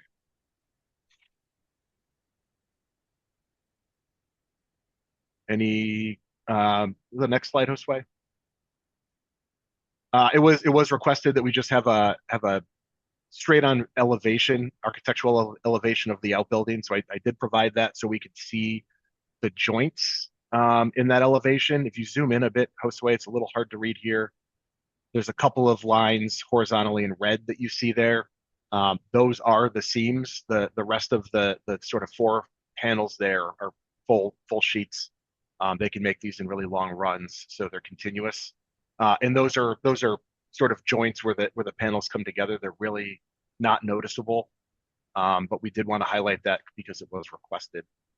Matt, it does look like that still reflects the more deeply profiled version siding option. I went to town hall today and looked at the different samples, and it looks like they kind of fall into two different camps. There's one that's like deeply profiled, which is what this looks like, and then there's one that's pretty much flat. I mean, it undulates a little, but it's not like I didn't see that there's like a shadow line created like a faux clapboard or something. Um, so Here, let me if I could steal the screen host way. That's what I have the thank you. I do have that product up here. So if you see that, that's a view of what this panel looks like. This is sort of more of a zoomed out version on a larger scale. So you do get a little bit of a shadow to it. But yes, it's not very deep. It's pretty subtle compared to that deeper profiled version. yeah. My guess, honestly, kind of where I'm landing right now is that I don't think we're going to love any of those options. So I think focusing our energy and resources on screening is probably a more efficacious pursuit here. Can you pull those renderings back up Postway? Matt, do you have the front elevation of the garage door elevation of the outbuilding? Yeah, actually, Hostway, if you want to pull up the drawing sheet that I sent you.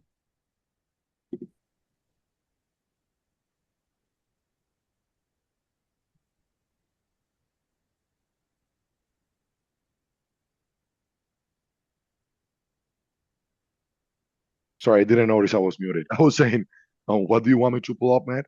The sheet of the outbuilding drawings that I had emailed you earlier. Yes, 1 second.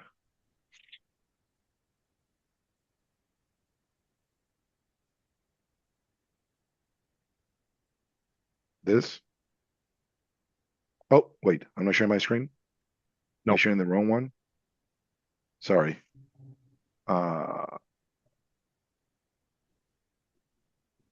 What about now? There it is. Yep. So if you zoom into the top left image.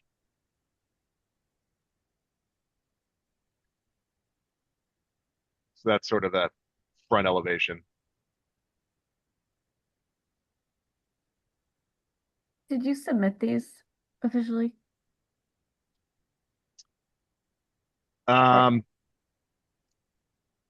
I don't believe these were included Okay. Would you on the mind last sending them to me submission. after the Yes. meeting? Okay. Yes, I will send it. Or Matt, I don't know if you want to send it. Yeah, definitely I can send that. What were you thinking for the garage doors? Like color, I assume they're metal. What's the? Yeah, so these are where the overhead doors where we were going to reuse the existing that we're taking off of the existing building. So those we were going to reuse. Can you remind me what color they are? I don't remember, sorry. No problem. The existing ones are white.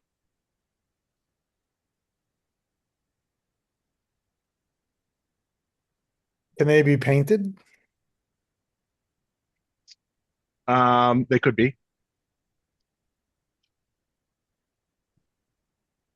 I think we might want them painted.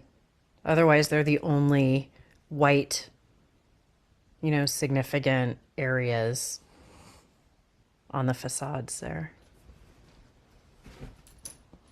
Yeah, I would agree. The white doors now are noticeable. So if that could be muted with a color either to match the building or something that's equally recessive, I think that'd be good. Definitely. Yeah. Yeah. Matt, correct me if I'm wrong, but is this what they look like?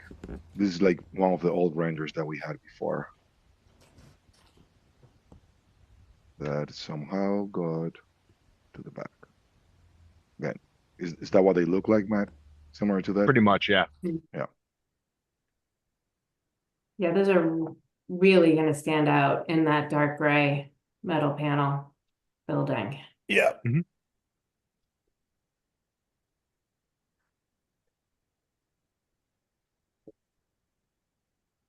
Same with the person door, 001A.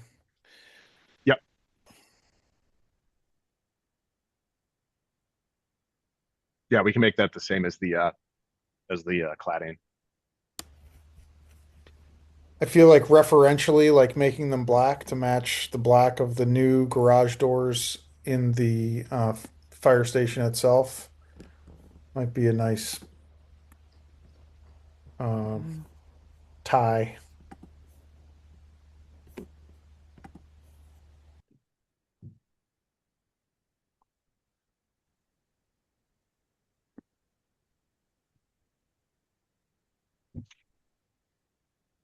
Other questions from planning board? Do we want to jump to the material samples? Unless people have more questions about the elevation. Actually, let's stick with the comments about the color of the marquee over the front door, the sort of red versus gray or black or whatever it is to match the metal panel. Yeah, you want to go back to those renderings, Josue? Yes. Thank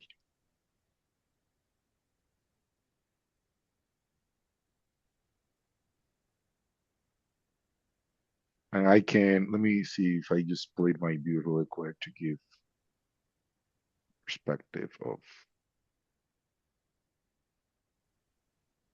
I'm gonna zoom in a little bit, so we can have a side-by-side comparison pretty much of what that is.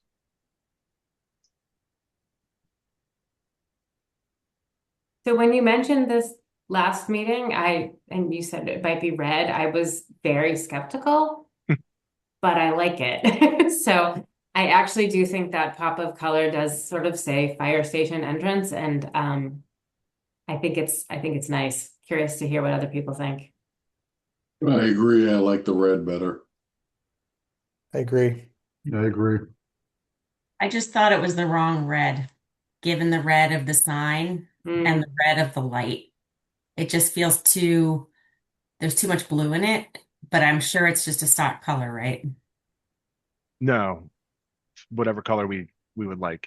Oh, okay. Yeah. If you go to the rendering that shows the sign out front and this, Red is the sign, right? Yeah. Yeah, the sign's going to be your traditional firefighter red, which we can match that. yeah, so there you see them together. I mean, maybe it doesn't matter. It just feels kind of off. I don't know. I like the subtlety of it. It's kind of like a crimson, like it's a little bit on the DL from the typical fire engine red.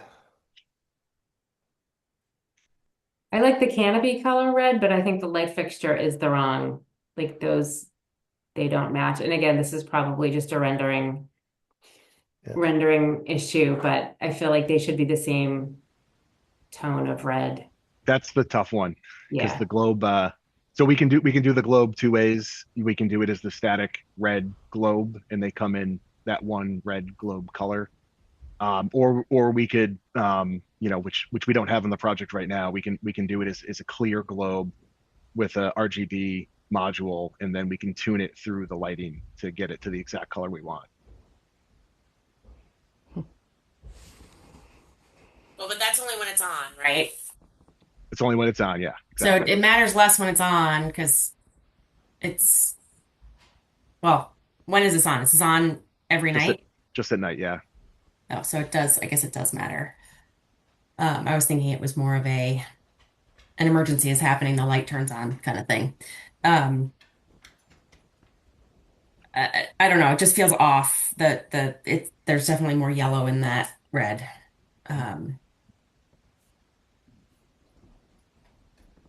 But it probably doesn't matter. I'm wearing 2 different color tans today.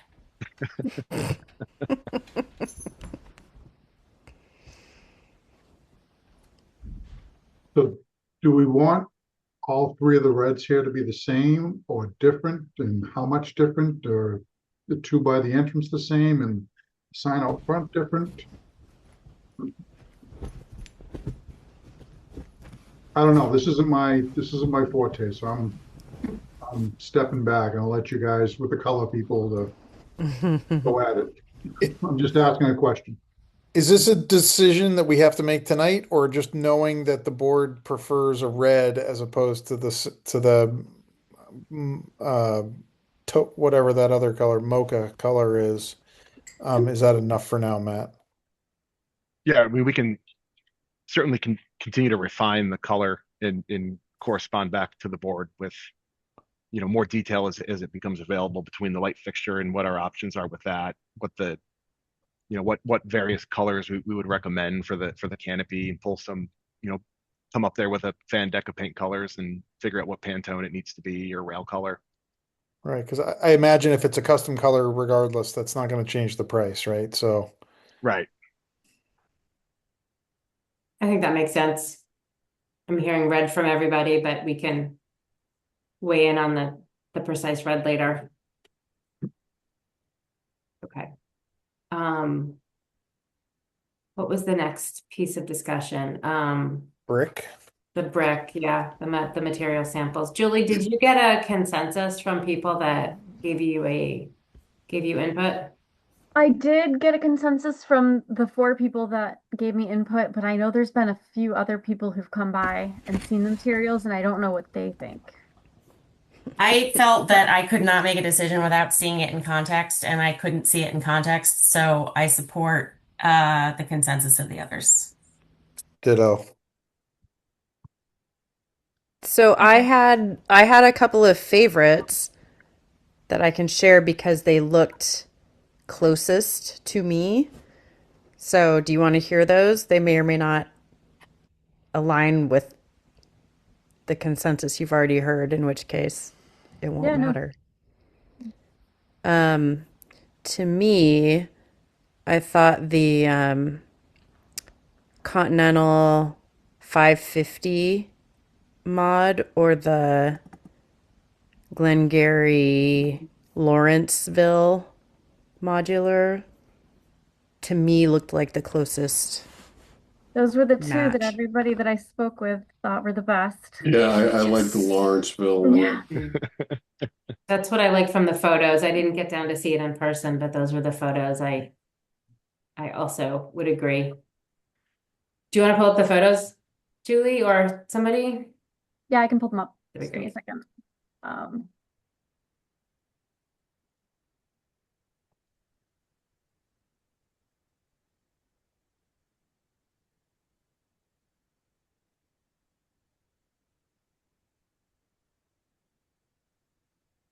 And if One second. if we get to the point where we've got 1 or 2 that we reach consensus on, now that, once we get through town meeting, have the Mason onboarded, we can work with the Mason to provide, additional options that, maybe take your concerns that aren't addressed through these sample boards and get into the actual product that gets released.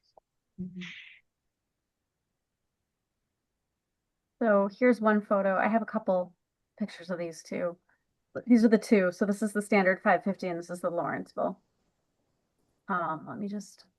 Matt, would you ever do a larger sample, like where we've got, something like 10 square feet or something that we can see?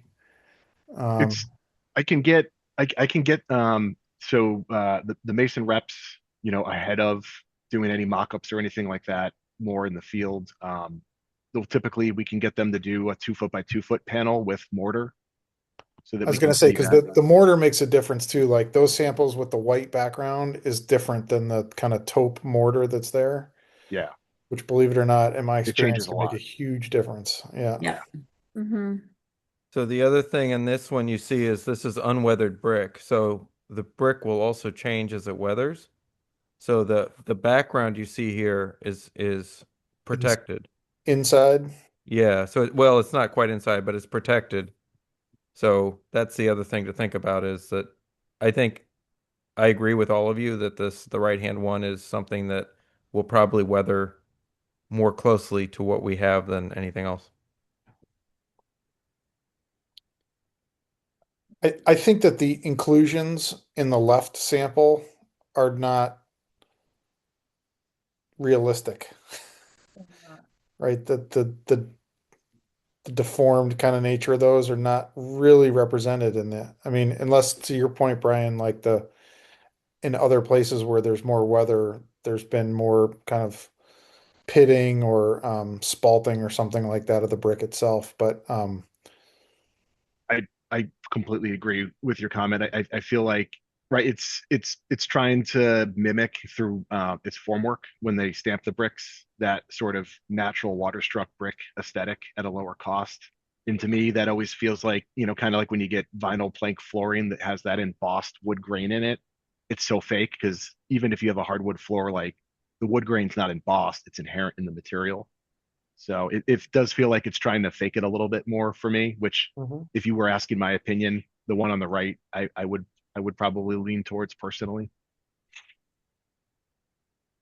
Yeah, 100%. The one on the left to me looks like you might go up to it and tap it and it's foam.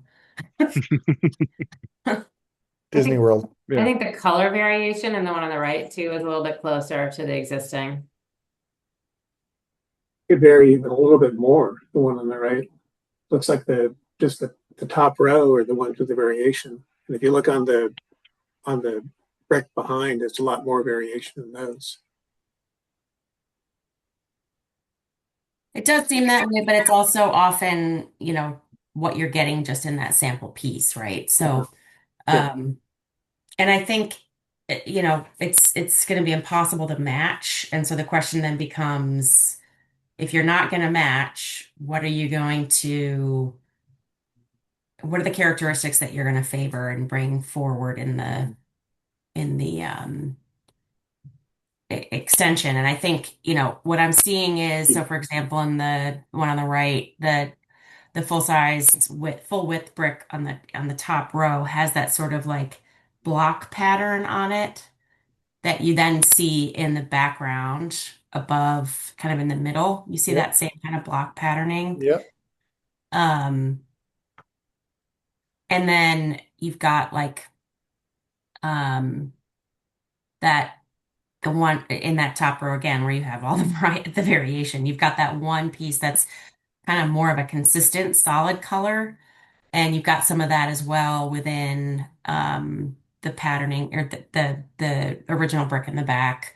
I'm looking specifically at the kind of solid iron color one that's straight up from that solid taupe color sample. So I think kind of those consistent patterns matter more than trying to find something that's got the same kind of level of variety of color as what's in the back. I think you made an excellent point, Grady, because Addie. Nice to meet you, Adams. Yeah.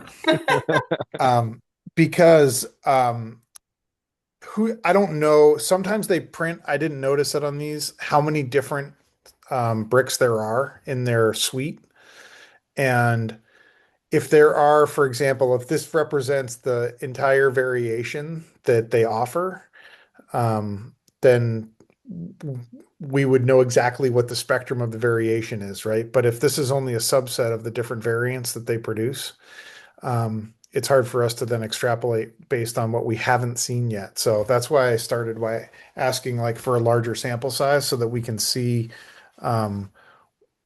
we can kind of better understand what the full spectrum of the different variants would be. And we can ask the general contractor for that as a mock-up later your way, right? Just because the manufacturer won't necessarily provide it doesn't mean the GC can't. No, that's why it's I think it's worth us buying again like 10 square feet and doing a quick mock-up. Yeah.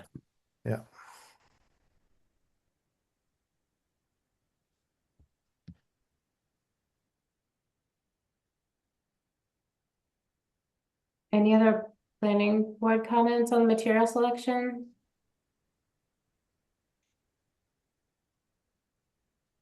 Or other of the architectural changes? Did the board confirm the preference for the outbuilding material?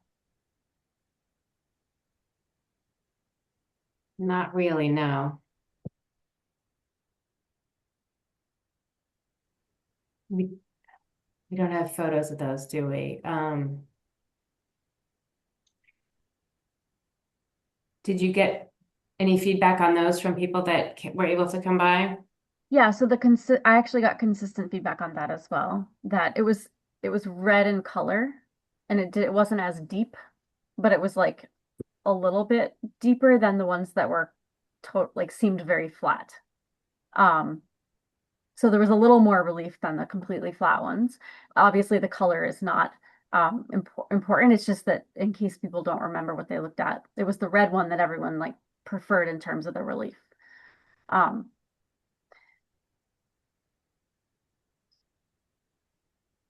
and I believe that was what Matt was intending with his new rendering. But I don't want to speak on that. Yeah, which it doesn't seem like it might have come across.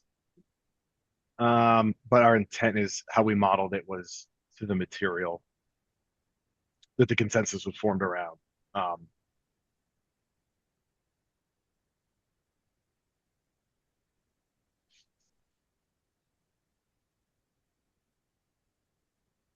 That Yeah.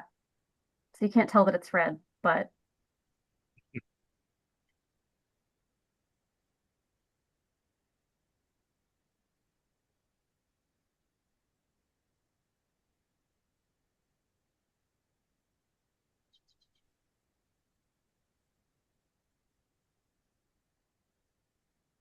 So it's the lower piece there.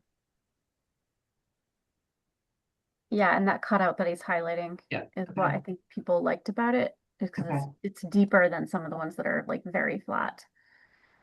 But not as deep as the one that's, right in the middle at the top. Sorry, I've been talking to myself here. So I think like this one has a huge, obviously very deep relief. This one has another deep relief. Those two are kind of out for me, but I'm assuming that I just don't know what the kind of periodicity of this groove is. If that's meant to look, if this is probably, I don't know, 8 inches or something, this distance. So that kind of starts to approximate like a wide clapboard, if this is being installed horizontally. So if this groove repeats at that same like 8-inch cadence, then we're starting to get to, I think, something that approximates some kind of rural vernacular that we're used to. Yes, that's exactly it. Whereas I felt like this one and this one were just kind of like blandly undulating without much definition. This one, I wasn't really sure how to interpret that. So Yeah, there were three samples there and 6 pieces, and you got to kind of put them together. Oh, okay. Yeah. So the two deep ones, top left and middle, Yeah. those go together. The middle left and far right one go together to create that subtle undulation, and then the bottom two kind of go together, but they don't tell the whole story of that profile. Okay.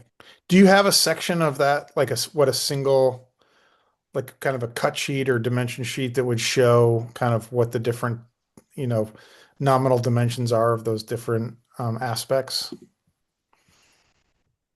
Because it sounds like we're pretty close on that, based on what Julie said.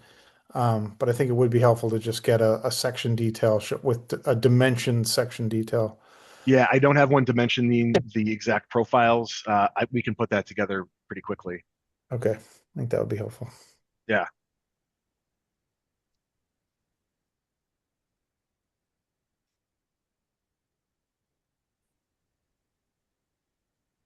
Greg Zerla, did you have a comment to share about the brick and the middle panel? Thank you. I couldn't figure out how to raise my hand. It's So, okay.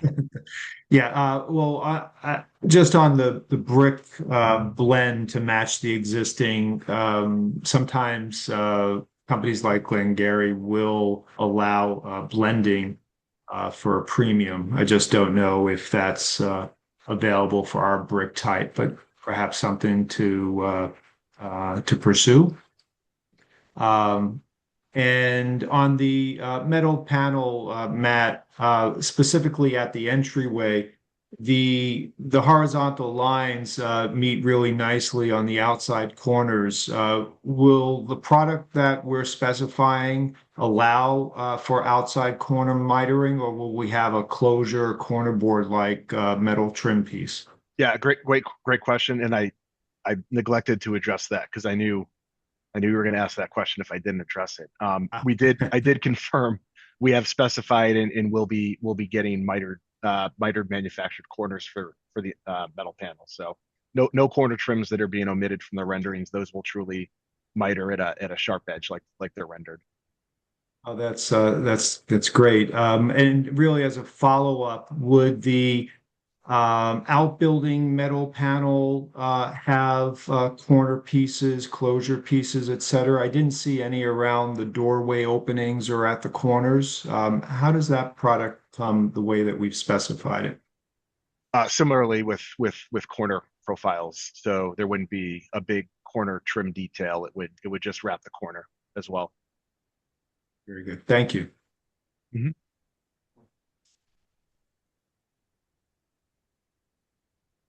If I can just make a comment on the mixing of brick, Greg, you may be suggesting that that the manufacturer mixes it in particular ways so that it comes in the, it gets delivered already mixed, so it's easy to place. If that's the case, I could support that. My experience with having the bricklayers mix brick themselves is that it's never random enough, and by the time you get to look at it, and you can't actually punch list that because it's already mortared in place. And so I would advocate for going with either the manufacturer premixes so that the delivery of the material is such that it's there, the bricklayer doesn't have to do anything active to mix it, or just stick with a pre-mixed or pre-designed set of brick.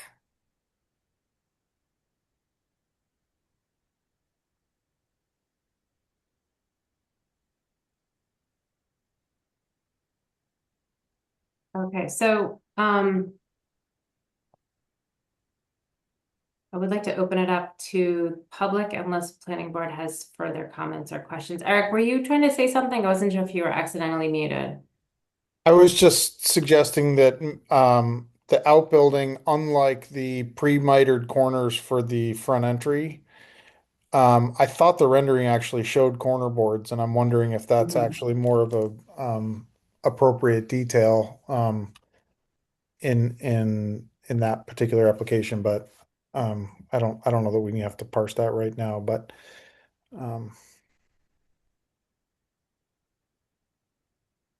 I think if we know that the pre-miter corners are an option, that's the hard part. If we end up with like butt joints between those panels and a corner board, then I assume, Matt, that that's easy enough to achieve as well. Yeah, we can certainly work that out, whichever way the board prefers. Okay.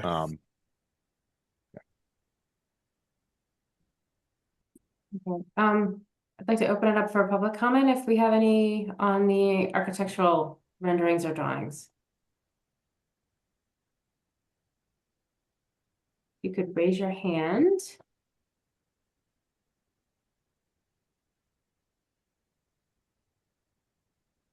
Not seeing any. Julie, do you see any hands? No, I'm not seeing any hands.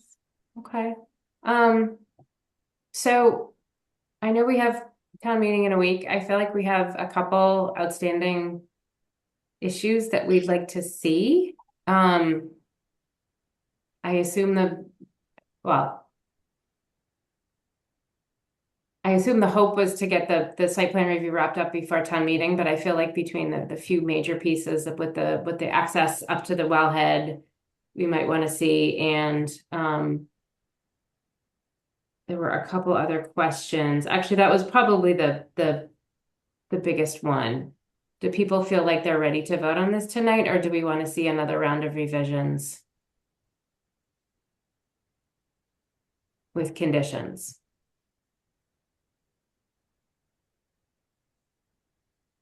I feel like I'm prepared to vote, and that most of what we talked about, or all of what we talked about, can be managed through the decision with the conditions. I agree. Agree. Anybody else?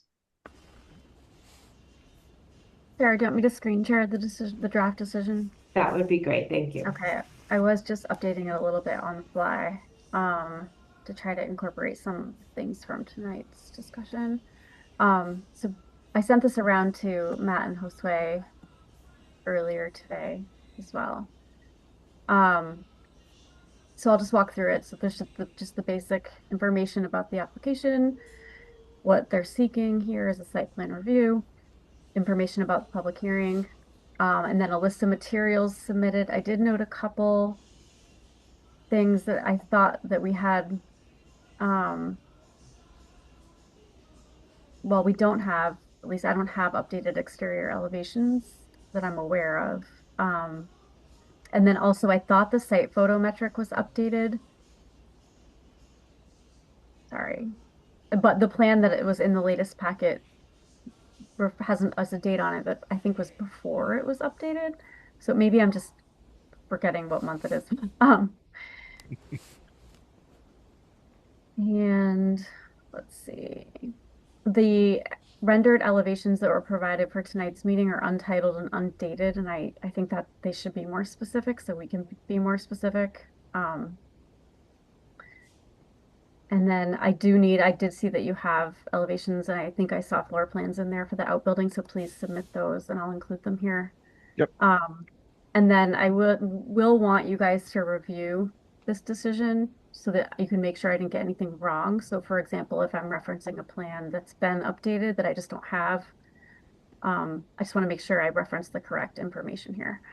And then I did get some other materials. So we have a finalized peer review letter from Land Tech. They looked at the updated stormwater calcs and stormwater report, and all of their conditions were satisfied.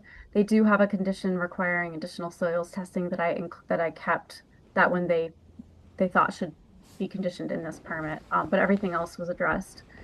And then the Conservation Commission issued an order of conditions on April 1st.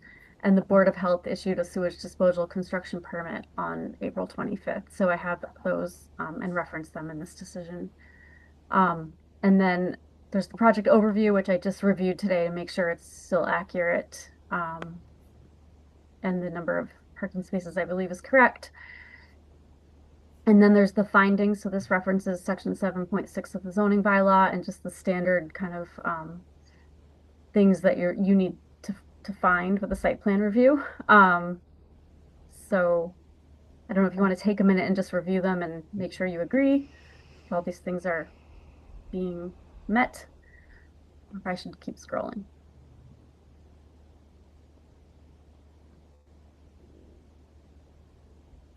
Just give me a thumbs up when it's time to keep going.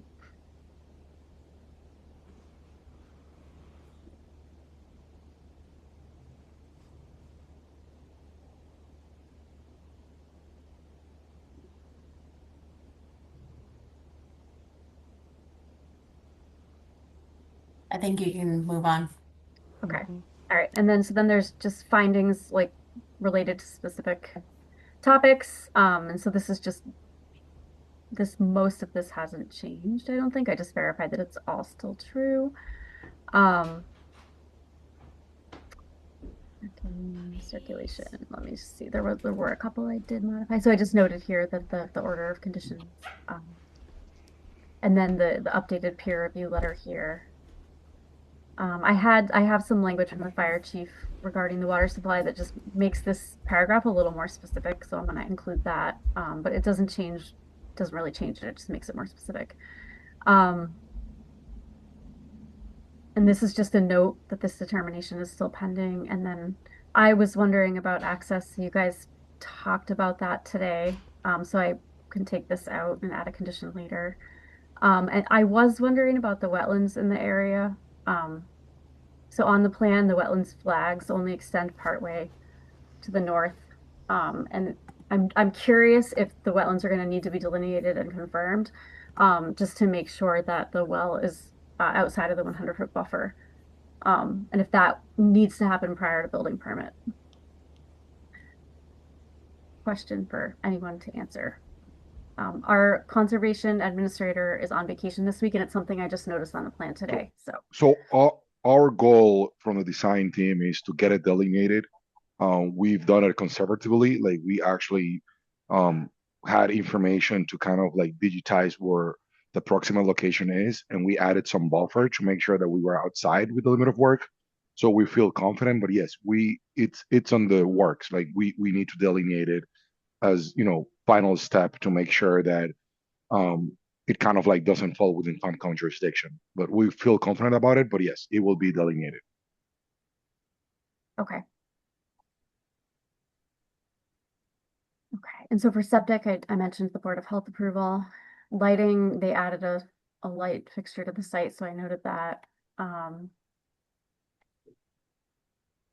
Signage, I just noted that they have actually, I probably should update this because I feel like there was a little more information provided tonight.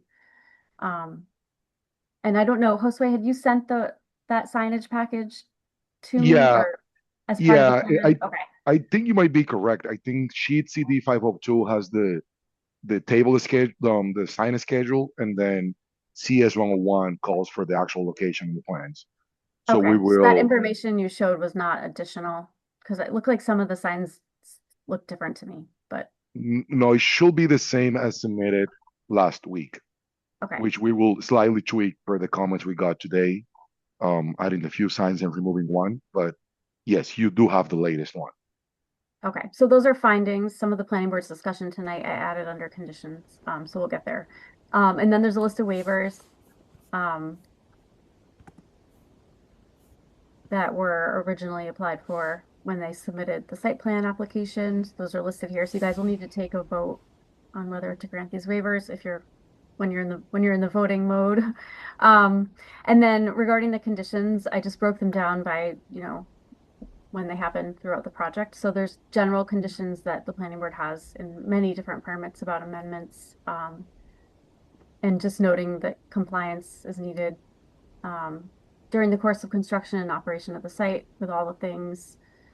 I mentioned the scenic road here on Rockland Road, and I'll include it more specifically below when we're talking about the access road.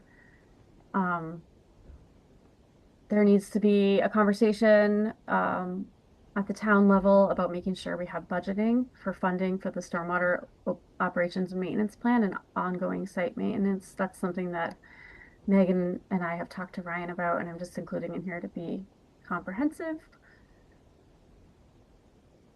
Site plan approval lapses if it's not exercised within 2 years. Okay, and then I have some things in here about prior to the start of site preparation, about a construction management plan, pre-construction meeting. This is the condition from Land Tech about additional soil testing that should happen. And then continuing down, this is where I'll specify building, I put some language here, but I'll specify the building materials as a basis of design that you guys agree on tonight. Acknowledging, if you want to take a read of that and let me know if you think I got that right, that'd be good.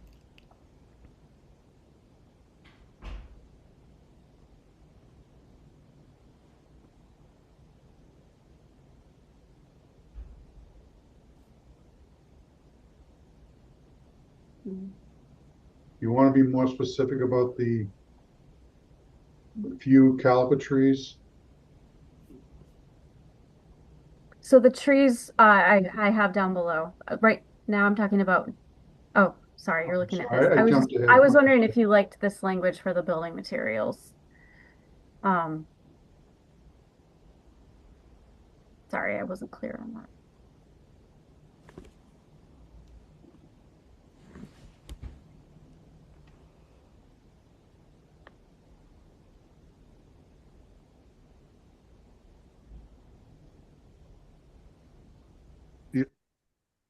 And then I'll add in references to the specs tomorrow when I'm back in the office. Seem good?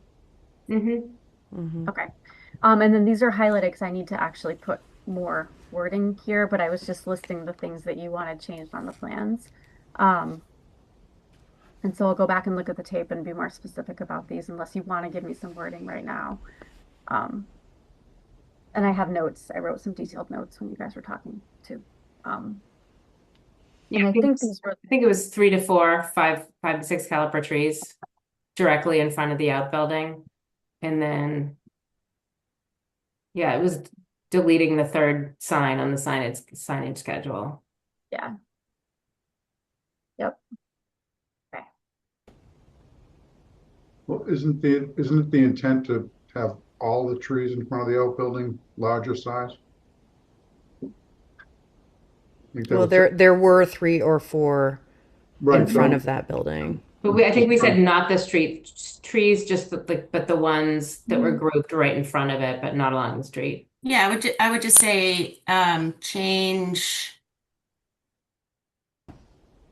Yeah, It's not really the addition of, right? Yeah. Because that makes it sound like we're adding trees. We're just changing. Yeah, sorry. Right. Change trees directly in front of outbuilding Right. to whatever.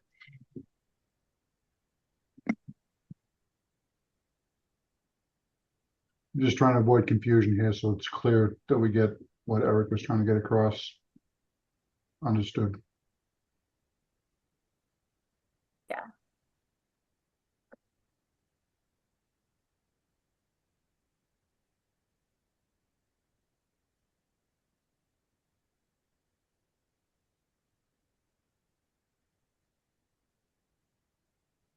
Is there anything else that I'm missing that should be in this list?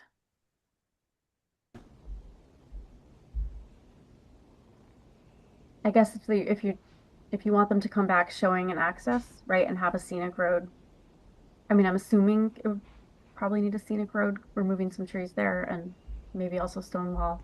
I would suggest getting it done now. Yeah. So I have a condition further down, but I'll just mention it here. Access drive to well. And you know what? We'll have to move it up. So you guys want that to happen soon.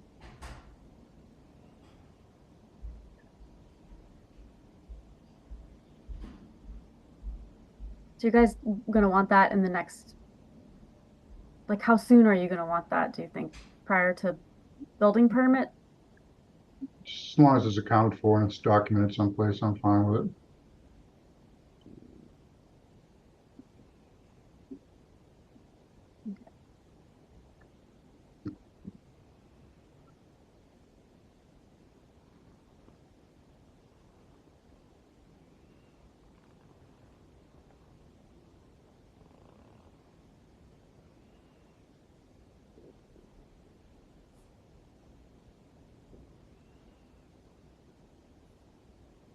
Okay, and then there's conditions during construction. These are in a lot of your site plan review documents.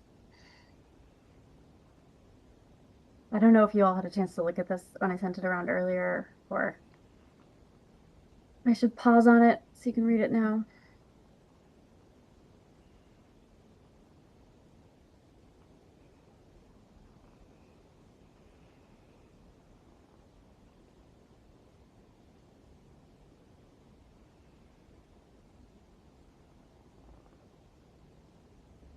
Is there any asbestos issues with modifying the existing building?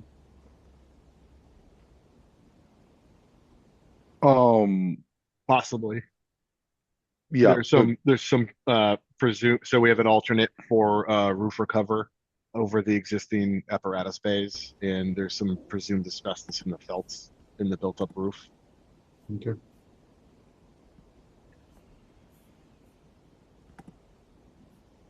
It just kicks off a whole different level of compliance. Gets expensive real quick.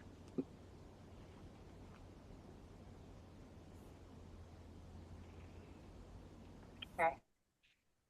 Should I keep going? Yeah, okay. All right. And then I have the as-built plan requirement. Didn't know if you had anything else.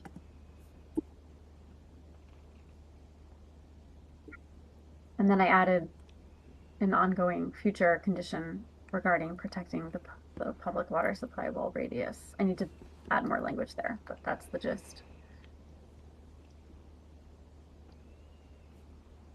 So, and I'm not sure if this is the right place, but when I was reading the proposal that was put out for bid, there was no language in the documentation that required this plan set to be stamped by licensed individuals, whether they were architects, engineers, etc. And I don't know if that's just an oversight of the town, but any public project that I've been involved with has required that.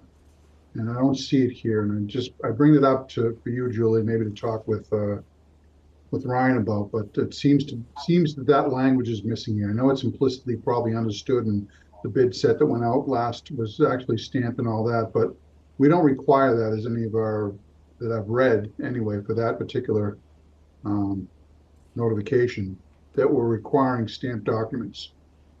Because it just kicks off a whole different level of responsibility and liability that protects the town.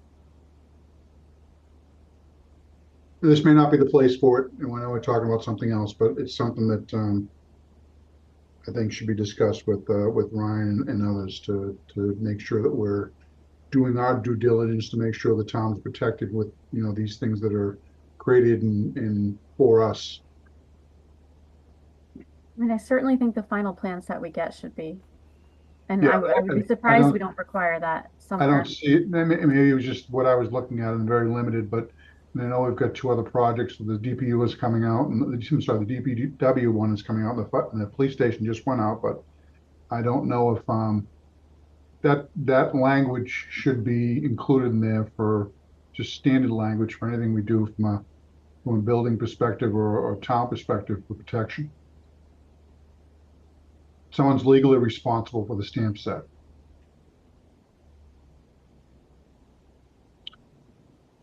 Joe, just to clarify, you're talking in addition to the stamp set that goes to the building department for the permit? Whatever it is, so whatever we're getting as the town, period, should be stamped so that we can be assured that the documents were prepared by a licensed professional with all that goes with that, right? Yeah, because the building department won't issue a permit without stamped No, sets and that's fine. specifications. I'm just making a broad statement. It's not directed towards you by any means. But just in general for the town, that's something I think we should maybe you should run it by town council also. You know, should this language be included in future proposals?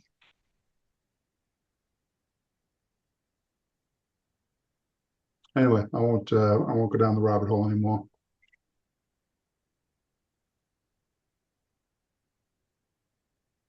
Is there anything else?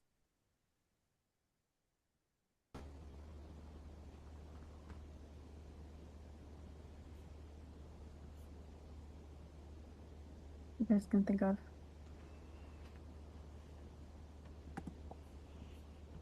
Okay.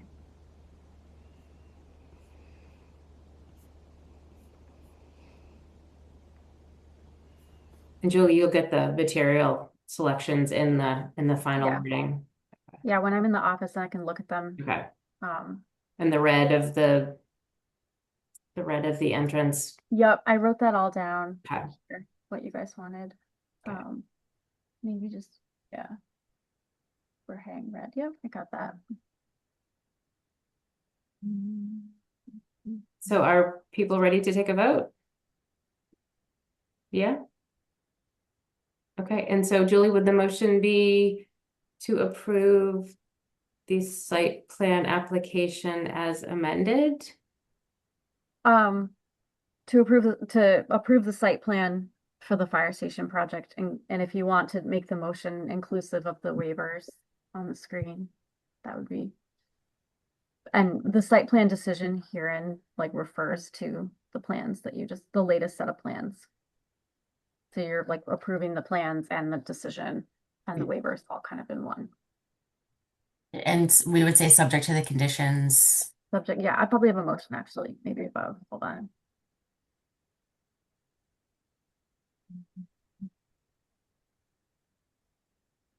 Never mind. Well, so I'll attempt to make the motion and you guys can correct me. So I move to approve the site plan application for the Carlisle Fire Station and the waivers as detailed in the draft decision and subject to the conditions outlined and to be further refined by staff of the draft decision.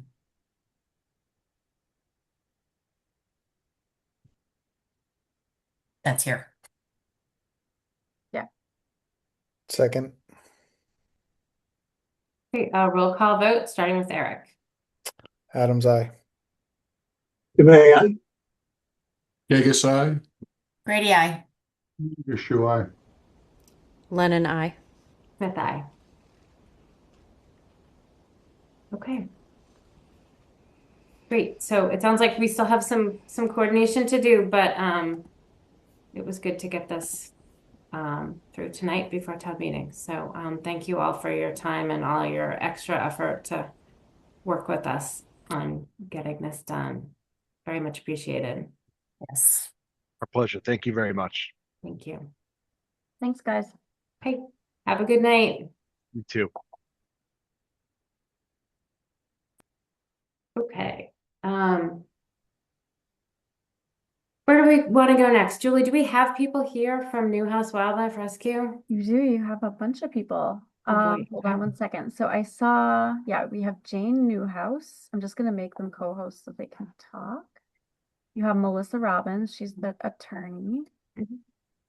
You have Casey Ferreira, who is the civil engineer. And you have Steven Solowski, who I believe is on the board. So, and there are probably others that I'm missing, and so I apologize in advance. Great. Well, welcome. And thank you for coming. Sorry for this late hour.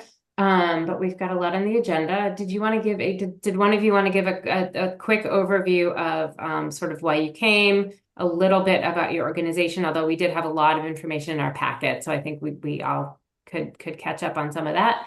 And sort of your timeline and what you're hoping to, when you're hoping to come to the board for site plan review.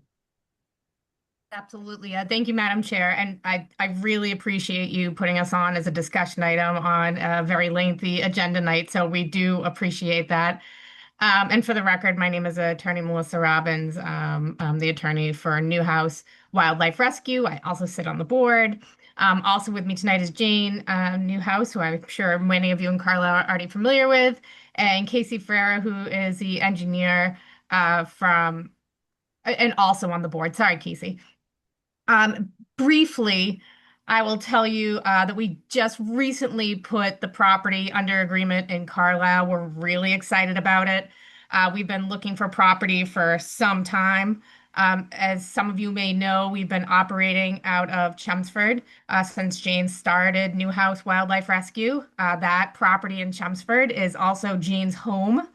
And if any of you took a look at the site plan that was part of the building commissioner's determination request, you can see that that was getting a little tight. And our uses are expanding, and Jane needs to have a home. So we were looking for a new property, and Carlisle seemed like the right fit. And we were lucky enough to get a property under agreement. So here we are today. As you know, we've been determined to be subject to the Dover Amendment, and I would be remiss, Madam Chair, if I didn't just quickly thank your staff, Julie, for her patience with me and the building commissioner for going through this process. I know that Julie and this board have gone through the Dover Amendment process before for other educational uses, but our educational use is probably not like anything you've seen before. Madam Chair, if you just allow, I think Casey could give just a very brief overview of our like day-to-day uses and give you just walk through that little site plan that we had submitted along with our request for a discussion tonight. It won't take long at all. I know we're getting late, so Casey can be brief.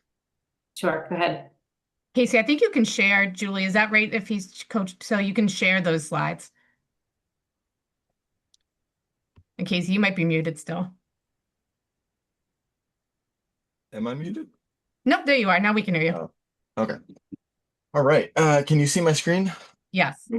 Okay, so I will be as brief as I can. I don't want to take up too much time, but we do just want to introduce Newhouse to the board here, and then also just briefly discuss a concept plan. So, Newhouse Wildlife Rescue. It is a nonprofit that is currently operating out of an existing residence.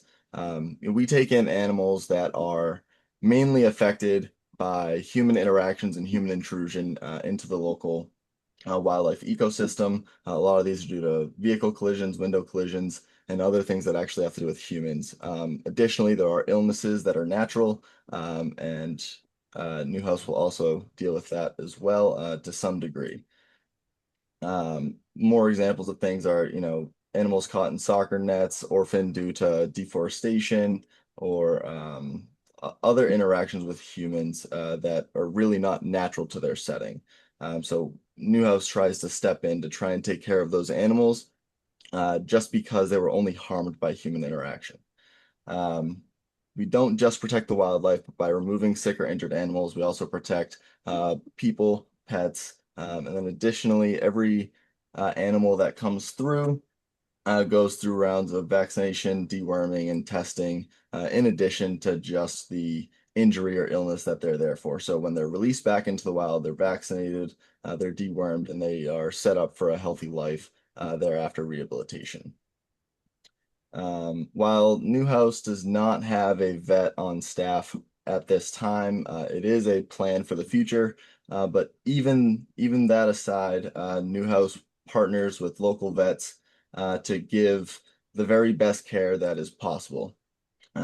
In seeking answers for unknown injuries or illnesses, there's no stone left unturned, and we work very diligently with local vets to make that happen and to make sure that any animal that comes to us can be rehabilitated if possible. Additionally, as I'm sure people know, Nibby calls Newhouse home. So Nibby is a beaver that was found when she was very little. She was deemed to be unreleasable due to her habituation with humans and lack of other beavers around her. Additionally, Newhouse also cares for an educational groundhog named Stanley, who was deemed unreleasable due to an issue with seizures that he has and medications that he requires. Utilizing these educational animals, or what we call educational ambassadors, Newhouse staff often attends public events at schools, libraries, town halls, really anywhere we're invited and we can make it to. And the main goal of the public education is not just to show off animals, but it's really to learn and teach the common public how to interact with wildlife. That's a last resort, but really how to coexist with wildlife. The educational adventures have kind of expanded recently. Newhouse has seen an opportunity to work with our first responders as wildlife calls become more and more prevalent and more often.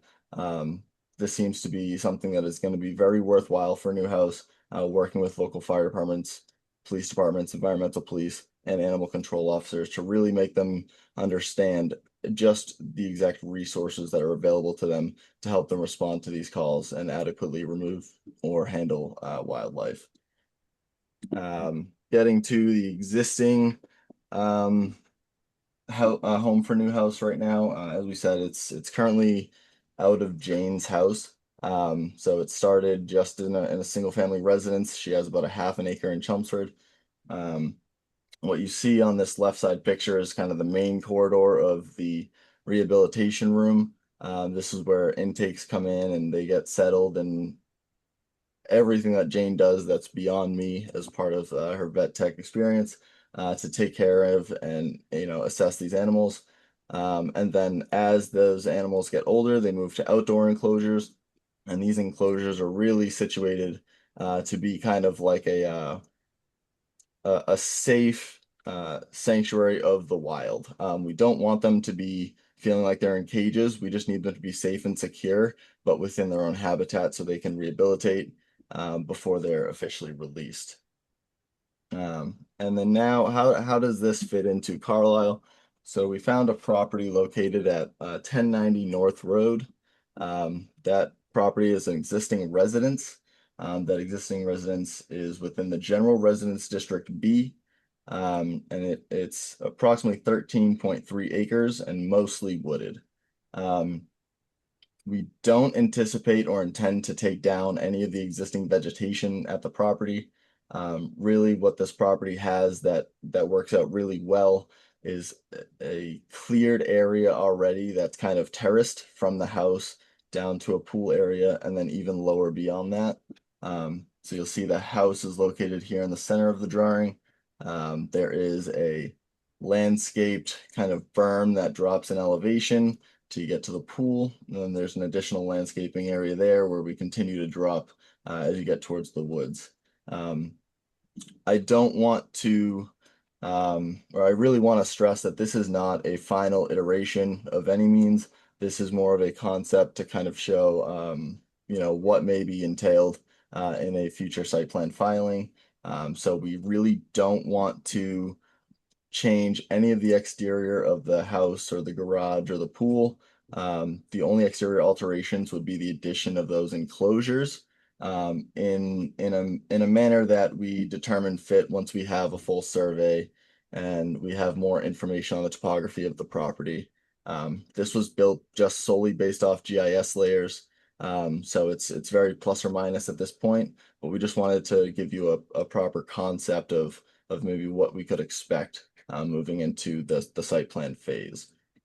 I know Julie had asked me some questions regarding occupancies, parking, hours of operation. For occupancies, so there's about 8 to 10 employees. They rotate throughout the day and throughout the night. We don't expect to have more than 10 to 15 visitors on a daily basis, including staff, in the peak baby season, which would be, March through August. In the slower season, which is more of the fall and winter, those will probably drop to 5 or under. Really what we see is we have staff come in. A lot of times Jane or other staff will go fetch an animal. It's not too common that an animal is actually brought to the rescue. But most of the vehicle trips will be either the Newhouse van itself, staff coming and going, or an animal control officer who works with Newhouse often and wants to bring an animal directly in. As far as parking goes, currently the entire operation exists off of Jane's 50-foot, 2-car wide driveway. We don't anticipate having a full parking lot for this project. This driveway is in excess of 600 feet. And the area just at the top of the driveway in front of the house is bigger than Jane's current driveway. So we'd really like to keep the driveway in its current form, and we can operate within those confines. And then as hours of operation go, there's likely, or there will be someone on site 24/7. We don't anticipate that there'll be a lot of activity, vehicles coming and going throughout the night, but just because animals do have feeding schedules that require feedings every couple hours throughout the night, there will have to be staff on site and operating the facility 24/7.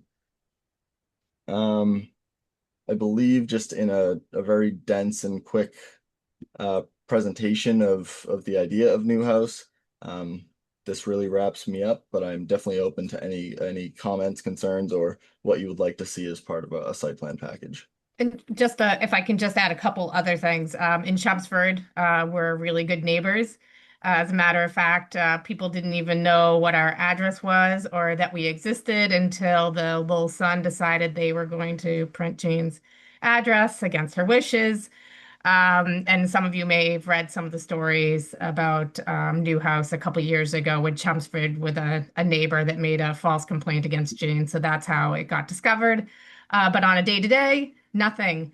We have no issues with our neighbors. The animals don't make noises. They're not loud. We did go door to door out here to meet our new prospective neighbors, and none of them had concerns. There is one neighbor we have not been able to reach out to yet, but we will be talking to them before we close.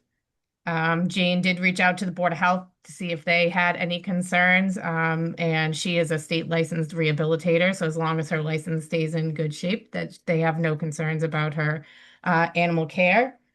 And I would note that our van, we do have a van now too that also is labeled Newhouse, and that's another way that people can identify us now in Chelmsford as well. It's parked in the driveway. It's not very big. But I think that's it. I mean, what we're doing right now is we actually are completing survey so that we can try to get this filed. And Julie was nice enough to send me a couple of your next meeting dates, prospective meeting dates. So we're hoping to file towards the end of this month so we can be on your June or 1st July meeting. That's our intention at this point. Since we are making no changes to the outside of the structure whatsoever, we're keeping all of the existing pavement, all the existing infrastructure, and just adding the enclosures. I guess some of the direction I wanted from the planning board and from staff this evening is just some ideas of what you'd be looking for for submittals. And if you need any other information from us, we would love to hear it and love to hear your initial comments or concerns. And that's it. Great, thank you. This certainly seems like something that might work well in Carlisle. Certainly have a lot of wild creatures roaming around here. And thank you for your presentation. I mean, I think you probably have already realized this, but you need to work with Julie closely on all the required submittals for the site plan review.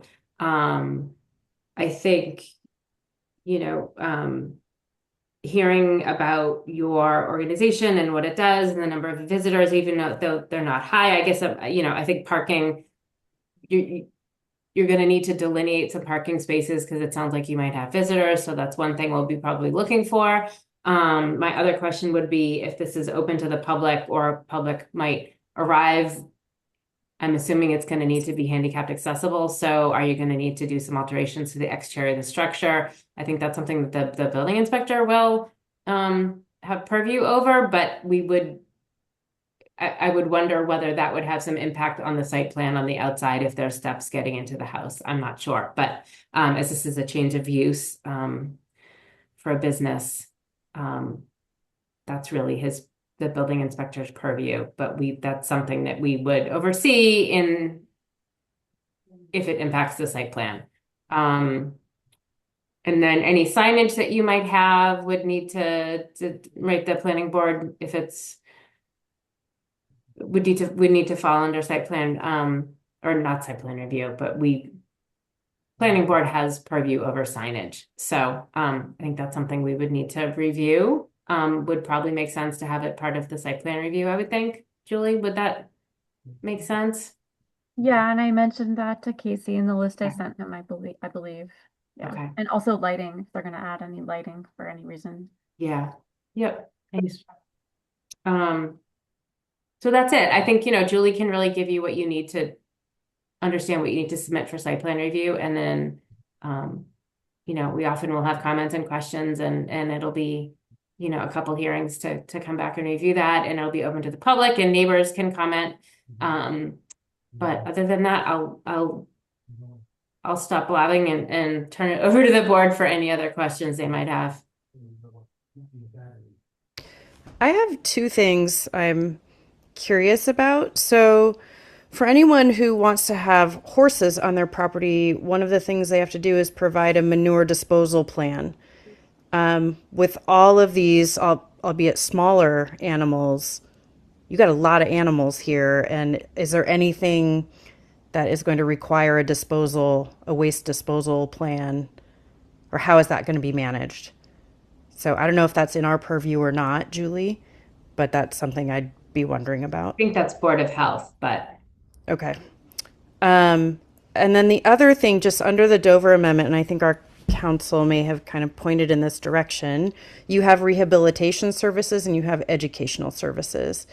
And the question, like, I think Dover applies if you're predominantly educational, right? Mhm. And so I would be interested in like the logs of what is the frequency and number and nature of your educational activities in a given month or in a given quarter or something. So we have some sense of the intensity of and frequency of those activities. I understand they don't typically happen on site, which doesn't seem to matter in terms of Dover.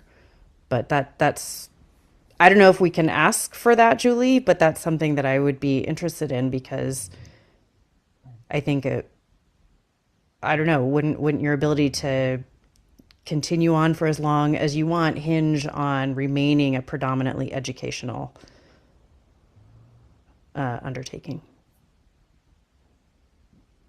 Madam Chair, I can just answer that quickly, if you would allow, just Ms. Landon's question about the Dover use, but we are predominantly educational. I think in the determination letter that we sent to the building commissioner, we tried to go through very specifically what percentages of our use on the existing site are educational. But they're kind of tied together because the rehabilitation of the animals is what's educational in nature, whether we're making videos or we have a police officer, an animal officer, or a student or another rehabilitator in there learning. So there is educational components of that as well on the site. But to your point, that we do have lots of education offsite as well. I think we were actually in Carlisle last week for Carlisle's Route to Sustainability with Nibby. Jean was there giving a presentation. So we have offsite educational uses as well. And our educational uses would continue and would expand. So we would continue that Dover under our Dover use out here. That's our intention. If we had to change our use for any reason, we would have to come back to your board if that use stopped. Just like any other use, we would be back before you. The only use would be able to revert to without coming back to you is our residential use. So if you're concerned about that, we would have to come back to you. And if we had an intention, like Madam Chair's point earlier about expanding our uses to allow for public activities out there, which we don't right now, Madam Chair, we would have to come back before you because obviously that would trip more parking areas and public space and probably alterations to the structure, which would trigger further site plan review. So those would come back before you. So I understand your concerns and we can go through that as part of the site plan review process, but some of those, all of those concerns would be answered before your board if they ever happened in the future. Mm-hmm. Oh, one more just thing to mention is your current location is somebody's home. Yes, it's Jane's it's home? my home. Yes, It's your home. Is there any intention and is it allowable under Dover, Julie, for there to be any residential, like any staff permanently living there? And I'm not talking about 24-hour staffing, right, where people are cycling on and off of whatever. I'm talking about, I mean, this is a residential home. What's to prevent someone from just moving in? And is that contraindicated? Is that allowed, Julie? Like, is there anything we need to attend to around that? Then I'll stop So talking. this is a new application of the Dover Amendment in my experience. So that's something I would have to run by council. I'm not sure. Yeah. I can just answer from Copeland and Page's perspective from the town of Chelmsford, just to Ms. Lennon's point there. This is actually happening in Chelmsford, and we did get a Dover determination in Chelmsford as well with a resident living there. So if we had a 24-hour care manager that wanted to live there, as long as our predominant use was still educational, that would be allowed. But again, if we change our use to be more principal use than educational, then we'd have to come back to you.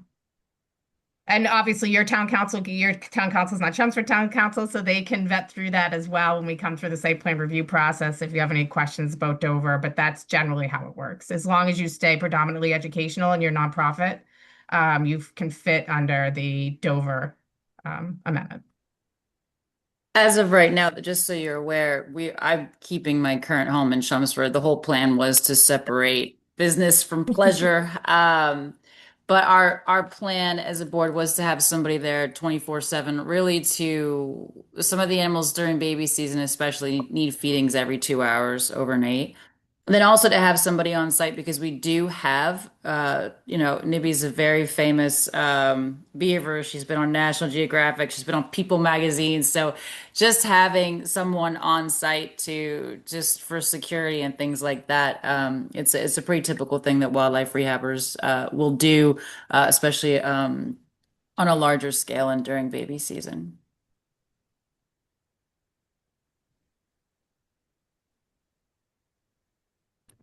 So can someone clarify what the use of the existing building is between private and I'll call this public for lack of a better term? How that's being worked out here? I'm just trying to wrap my head around it. Yeah, so the interior of the building, the exterior of the building will stay the same. If you saw the picture, and Casey, maybe you can go back of the way that New House is laid out now in Chelmsford. This is actually a rehabilitated part of Jane's home that is used for the major part of the rehabilitation. There's another room off of there that's also used for that purpose. And then you can see to the right some of the outdoor enclosures. Those are the fenced-in areas that we've detailed a couple in that site plan we gave to you. We don't know exactly how it will be laid out inside of the structure, like how these cages will fit in each of the rooms, where the office will be, where the administrator's office will be. But it'll be very similar. It'll just be on a larger scale than what we have in Chelmsford right now. So we have room to expand and take more animals. And we can go, we won't have full layouts or architectural plans as to where every single cage is going once we come to you for site plan review, but we can give you an idea of what we think we're going to use for areas, just so you can get an idea of how it would work on a day-to-day basis. But these rooms you're looking at right now, the public doesn't get to come in here. This is not a public area. These are wild animals. They're rehabilitated and put back out to the public. So this is not like a petting zoo. There's not classrooms that come in here and touch the animals, as it's the intention to let these animals back out to the wild. So these are largely kept closed to the public. The animals that are out to the public are those two animals that were identified, Stanley and Nibby. They're the only ones that are allowed to be out for educational purposes because they've been found not to be able to be rehabilitated, and they're used for educational purposes. Sure. Thank you. Yeah. But we have a lot more space, Joe. So we're excited to expand into that area, and hopefully we can make a bigger, better place and take care of more animals, especially this time of year where Jane's house is full of small animals in need of care. Julie, do you know how this works with Board of Health with significantly like more occupants in a house and septic system, or do we just leave that to the Board of Health? I've asked them based on that, and also just on the animal, like if they have any jurisdiction. Yeah. I don't remember their answer on the septic. I think it's like similar to the building department response I get, is like they just need to know more. Yeah. Before they can really just ascertain what they need to do. The septic on this property, I think, was just redone and expanded, so it's like pretty robust. It's actually for more bedrooms than they have right now too. It's for a 7-bedroom house, and that house is a 5-bedroom. And just sorry, I probably might interrupted somebody. Board of Health in Chelmsford also stated that our permit was with the state. We're with the state and the USDA, so we get inspections from the state and the United States Department of Agriculture. So so when we moved to Chelmsford, the Board of Health was like, they could deal with you. We do deal with the Board of Health whenever there's a positive rabies animal in the town, as far as reporting and letting them know. That's the only interaction we've had with the Board of Health so far here, but more than happy to do whatever Carlisle's Board of Health needs us to do. Yeah, I'm thinking more of well water concerns with, as Stacy mentioned before, with animal waste and things like that. Oh, for sure. Yeah, we will have trash removal and any biohazard removal. We work with veterinary clinics for that as well. So yeah, and to your point before about not having full architectural plans, I understand that, but we would want to see some probably schematic level building plans to understand what the use of the building is, to that would inform Absolutely. the Yeah. site plan. So, The good news is we have the existing site plans and the existing house layout, so it'll be easy to give a board an idea of exactly where we think we'll lay things out. great. Well, unless any board members have any more questions, I think we encourage you to work closely with Julie and Noel on the other town boards on your application and come back to us when you're ready. All right, great. Great. No, thank you. We appreciate your time tonight. Thank you all very much. And thank you, Julie. Thanks again. Bye-bye. Good night. Have a good night. Okay. I'm just going to go in order here of the agenda, town meeting articles. There's a lot of them. Thoughts on what people might want to take a position on for town meeting. There's obviously the bylaw amendment. I don't think we need to take a position on that because we're proposing it with CBA, and then You already did, actually. we already did. Okay, Yeah. thank you. Sorry, I'm No tired. problem. It's okay. Is it appropriate for us to take a position on the fire station as we just approved its site plan review? Do we need to also support it at town meeting? I leave that to you guys. Thoughts? I mean, I think we can get up and say we voted to approve the site plan Yeah, application. yeah. Unanimous vote. Yeah, that's a good point. So vote of 7-0, okay. Julie, do you have to give something formal to Wayne before, or are we supposed to, is somebody supposed to stand up at town meeting and do this? It's a great question, Sarah. I will let Wayne know and then see what he prefers. Okay, Yeah. great. And then there was one other one for, Julie, it was, There's the CPA request. I didn't know if you wanted to take a position on any of those. I was just gonna pull up the warrant real quick so you can see what they are. 1 second. Yeah, hold on. Oh, and actually you have Eric Bullis has raised his hand. I don't know if he wants to talk about something we just talked about. well, if you can still pull up the screen, that'd be great. Sure. So there's the amenities building at the high school, the Gleason Public Library renovation, the vital records preservation, the Bog House design funding, and rental assistance. That's the Housing Trust annual program. So we could vote to support all of these. We could talk about them one at a time. Does anyone have a preference, or do people want to take a position on these? I'm trying to remember if it's customary for us to do that.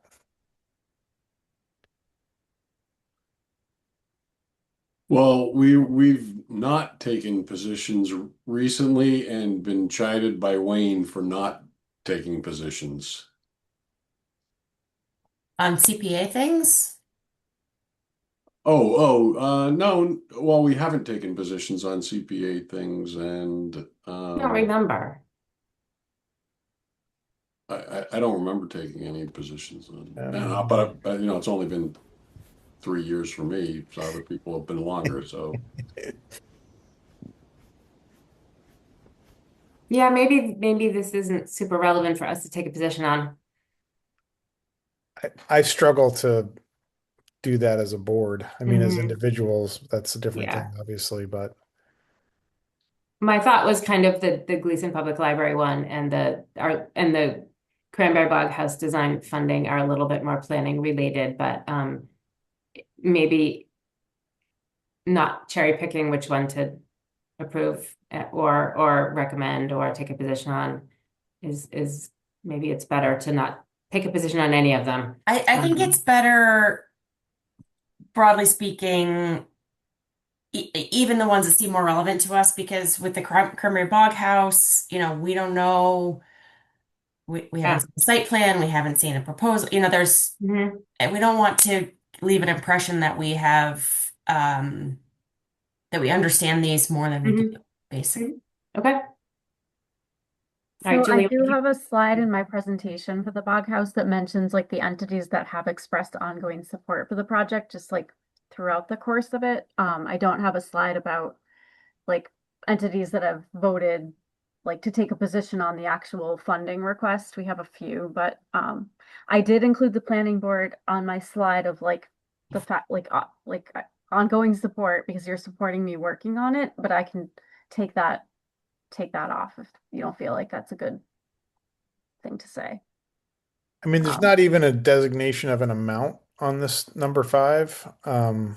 So, I mean, I guess I would feel comfortable saying that we support the endeavor to complete due diligence and research. But I So don't that's know. interesting. Thank you for pointing that out because there definitely is an amount. So I wonder if it was just left out.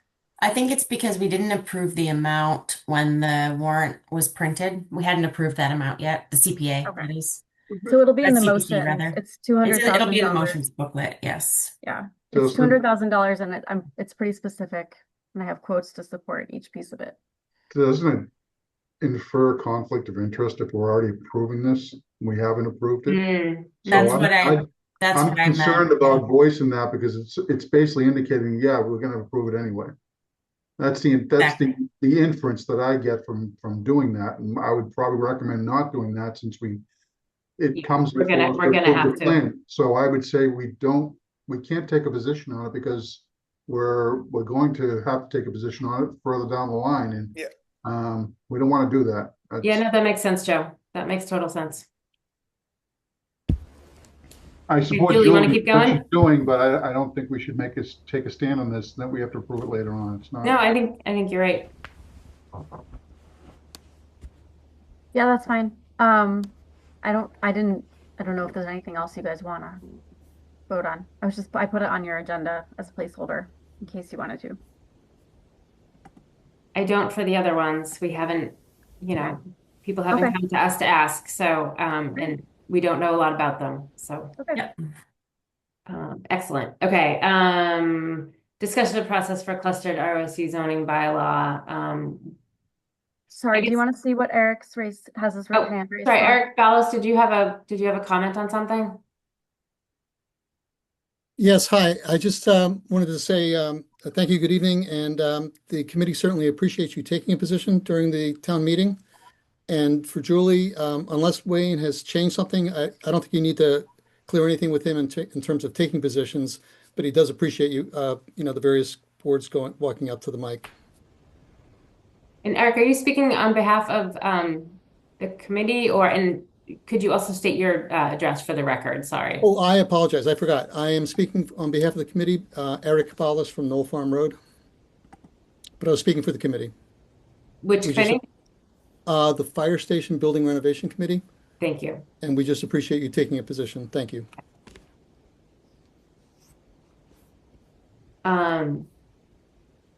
So for clustered ROC zoning bylaw, I know Julie hasn't had a ton of time. My thought on this was, in order for us to make progress, we take all the criteria that we worked on in MBTA, which were vetted and discussed and had tons of public input on. And instead of taking the map and saying like, we want to do like all 6 or 8 acre parcels or 10 acre parcels, and how Julie had pulled the map of the different parcel sizes, instead looking at them through the lens of all these criteria that we already thoroughly vetted and saying like, do we want to stick to major roads and secondary roads? Do we want to look at traffic impacts? We definitely want to look at environmental impacts, like all the other things that we already talked about,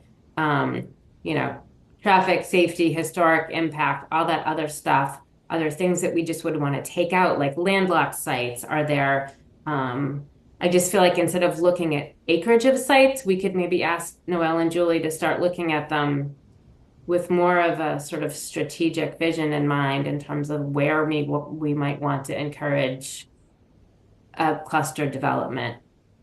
I don't know if that makes sense to anyone else, but I thought maybe we had some really good ideas about location and about some development types. And I feel like we can really just build on all the work we already did, and not start from scratch and just kind of see where that gets us. But yeah. And if Nice. Julie and Noel have time, we could do a brainstorming session or something. But I thought maybe you guys could start taking a look at that and see what it turns up, and we could take a look at it in one of our next meetings. I agree with that. So do I. I mean, a ton of work, as you say, Sarah, so much work was done. It would be a shame to not leverage it. Yeah. I'm torn. It was so much work, but we also touched a tiny proportion of the total number of parcels in Carlisle. So I'm a little, I don't know. I'm a little wary of a process that could lead us down the path of choosing discrete parcels again. Mm-hmm. Okay. I'm wary of that. Okay. Instead of looking at sort of everything more than 15 acres or something like that, instead of just a more arbitrary, not arbitrary, but acreage based approach. Yeah, because the controls would come through the special permit process, right? Where then maybe we can use some of the criteria to, help shape that.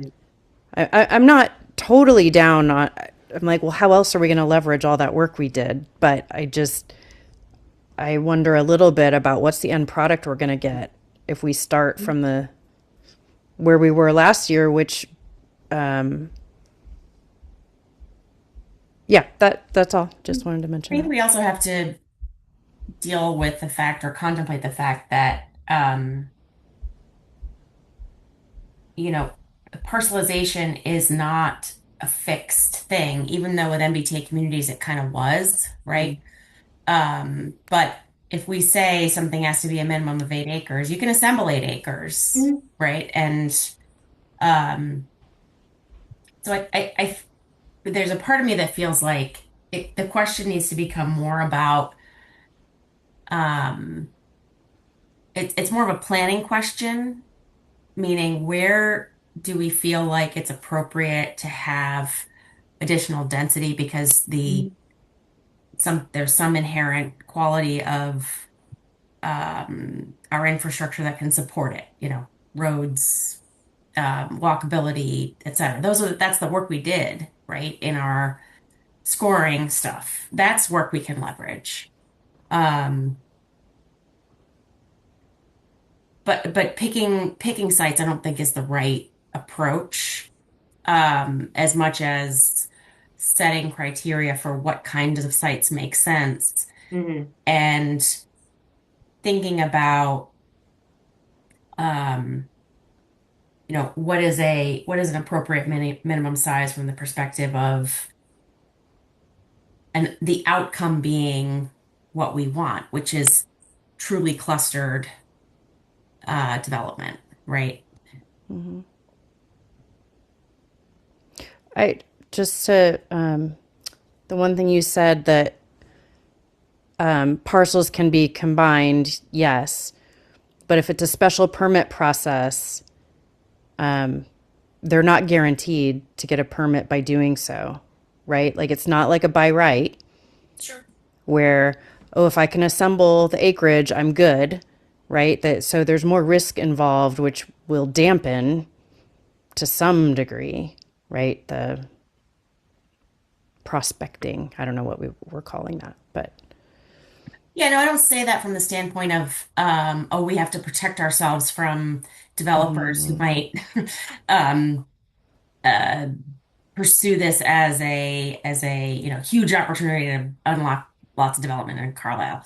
I say it more from the standpoint of just because we don't have 8, 10, 12 acre parcels in the places that we feel like are the most appropriate for this kind of density to happen doesn't mean that those kinds of parcels can't be created through assemblage. So saying, oh, well, we want it along main roads and we want it closer to the center of town, but we don't have any 10-acre clusters or 10-acre parcels in those areas. So there's an impossibility. It's a, catch 22. You know, that it's not a, I don't see that as actually as a barrier, right? Like, it's a challenge, but if the zoning is written to be clear that this is what we want and this is where we want it, to the extent that there's risk associated with assembling those parcels, but it's consistent with what the zoning says we are trying to achieve, the developer would look at that and say, yeah, I think this is going to make sense. And as I'm contemplating assembling those parcels, I'm going to go to the town staff, I'm going to go to a board, and I'm going to float this idea and see what kind of reaction I get. So, Sarah, I didn't mean to like shoot down the approach you're interested in taking. I just wanted to name some things that were on my mind. We got to start somewhere.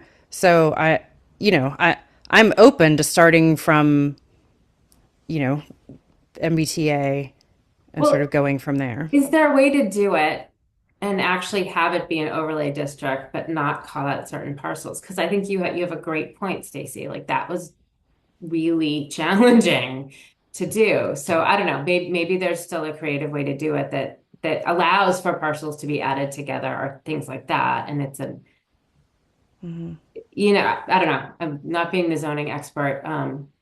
Maybe there's still a way to do it without being as specific. Well, I mean, we have time to look at this. It's a blank slate, right? Yeah. We're trying to create what we think is best. Yeah. And there are obviously certain locations that are beneficial for that. Mm-hmm. Question is, to Addie's point, how do we get there? Mm-hmm. Become a combination of parcels that are combined over time, or whatever it is to get the right acreage for the zone, et cetera, et cetera. It'll be a process. I think we still need to go through it. But it is what it is. So as a segue to Route to Sustainability Day, Stacy and Julie, did you hear anything from your the maps that you had out sort of relating to this? Sorry, Sarah, did you want to see what Christina has to say if it's related to the ROSC discussion? Sure. Christina, did you have ROC related comments? Hi, yeah, I do. It's something that I've been thinking about that actually ties into what Addie was saying, and is sort of thinking a little outside the box. Is the objective to develop undeveloped land, or is the objective to increase strategically density? And it can be two different things. So I think you can still sort of protect undeveloped land and increase density by combining already developed parcels. Excuse me. And that is something that has sort of been going through my mind, and I wanted to put it out there to sort of reinforce what Addie was saying. And also, just to let you know, Sarah Wasserman and the ESC have been working on creating a map of Carlisle that shows sort of important wildlife connectivity, which can also possibly benefit to find areas that are, environmentally speaking anyways, possibly better locations for densification in comparison to other areas that the connectivity is important. So I think that just thinking a little out of the box can be beneficial all the way around. So that's all I wanted to say. Thanks. Great. Thank you. Stacy, Julie, just curious if you got any public feedback on this topic at Route to Sustainability Day. Stacy, do you want to go first?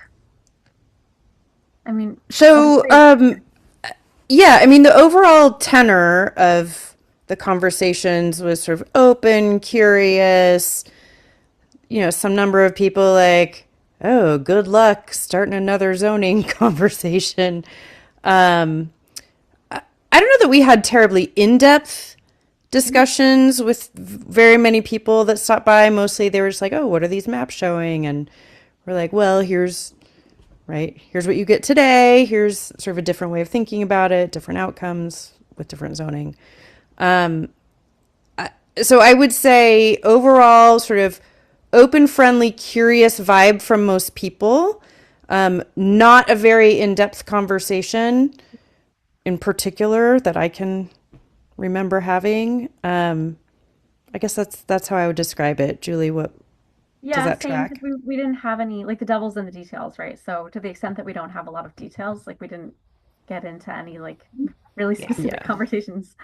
But people did seem to, there were a lot of people who were like, oh, the MBTA community zoning won't get us any housing. And, you know, they seem to understand like why we might continue with a process that would potentially create housing. But I mean, I don't know. I heard that from a few people. They seem to understand why we would do it, but they were like, good luck. They were- yeah. Yep. Okay, thank you. Mm-hmm. All right, should we keep going to minutes? Sure, Noel, can you screen share? Yes, I can. I can't access our town server, so I can only pull up the PDFs from the Google Drive. But the only I'll start with the ones from last week or last month. So Sarah had pointed out I had addressed Dwight accidentally as the town's landscape architect. So I just struck that to address him as a landscape architect and not the. But other than that, there wasn't any amendments that were pointed out to me. If anyone has any that they noticed.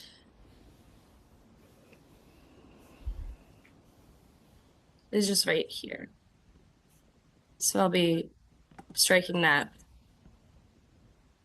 Unless Dwight would like to be the town's landscape architect. I feel like we could I use have a you. little more work to do. Is there such a position? Not what you signed up for. Do we have any, so hearing no other amendments, do we have a motion to approve the minutes of April 13 as amended? So moved. Second. All right, roll call vote starting with me. We're gonna go backwards again. Smith, aye. Lennon, I. Yeshua. Brady, aye. Vegas side. Come on. May I? Hey, thank you all. Adam's And then, eye. oh, sorry. I was trying to do the Gushu, The Gushu pause. Yeah. Don't hate. Nothing but Sorry. love, Joe. And then the next one was just minutes that kind of slipped through the cracks last year. You had a joint meeting with the Board of Health. I'm not even, I guess there was a quorum, but Julie and I were not present, so there also was not a recording. So I just took the section that the Board of Health had approved from their approved minutes that the board had discussed. But still, since you guys are mentioned, I wanted to just look at it before we put them on the website. I thought that these were a mistake that they were in the folder, so I didn't have time to read these, but I was at this meeting. So could we maybe do this next meeting? Yeah, that's fine. So unless you have enough people that were able to read them. I thought we weren't allowed to convene that meeting, but it was such a while ago that I'm not sure on that. Like we never convened a meeting that day. That was my recollection. Was there not a quorum of you there? Well, I was there, and I'm not listed here, but I was on Zoom for that meeting. Scroll up. I was there. I'm the owner of 600 Cross Street. That shall not be named. Okay, so it says Sarah spells her name wrong. Addie, Chris, and then Stacy and Joe say they were there. So yeah, so you should have been able to No, Was we it- should have been able to convene a meeting, but we never officially did. And we, they Oh, didn't. really? The Board of Health, this is my recollection, the Board of Health didn't want us to convene a meeting and we had to address them individually. So how I realized that we didn't have these minutes is because we have this new AI tool that I was testing out with a question. And it came up with like a list of agendas the planning board had posted that didn't match neatly with minutes. And so I had Noel look into it, and we accounted for all the other, there were like 6 or 7, we accounted for the other ones, and this was the only one that we couldn't find minutes for. So here we are. But yeah. Chris, my memory might be a little different in that it seems likely that we did call ourselves to order, but then we weren't. The way the Board of Health ran the meeting wasn't so much a discussion as you get 2 minutes to speak, never a you get 2 discussion. minutes. Yeah, I Yes. remember the meeting well. I just don't remember the I don't remember this logistics. meeting, so maybe I wasn't there. I think you weren't there, Addie. I sat I next to remember you Joe. guys being not happy afterwards. Maybe they No, mistook you for Stacy. Maybe. I don't think I was there. So it wasn't the collaboration we were hoping for. No, and I would like to Yeah. actually read these minutes because I remember the meeting. I'll also send you the copy of the Board of Health approved minutes because I edited it to be in the format of how we have the meeting minutes now, but I didn't change the actual content of it at all. Okay. Because like I said, I wasn't at the meeting and there's no recording, so And I apologize, Noelle, that I didn't read them and thought it was a mistake. Sorry about that. No, it's okay. It was just something we saw and Mhm. wanted to cross our T's. Probably makes sense to put it, because we didn't actually specify it on the agenda. So it probably makes sense to put it on the next one and list it in the minutes, Okay, so I can distribute the Board of Health minutes as well, just so you can see from what they had posted. Great, thank you. Julie, you have some invoices. I do. Hold on 1 second. I think I have 3 different things. Okay, so I can pull them up real quick. Actually, I have to pull them out of, we can't access the town server for some reason, so I have to pull them out of the packet. Give me a second.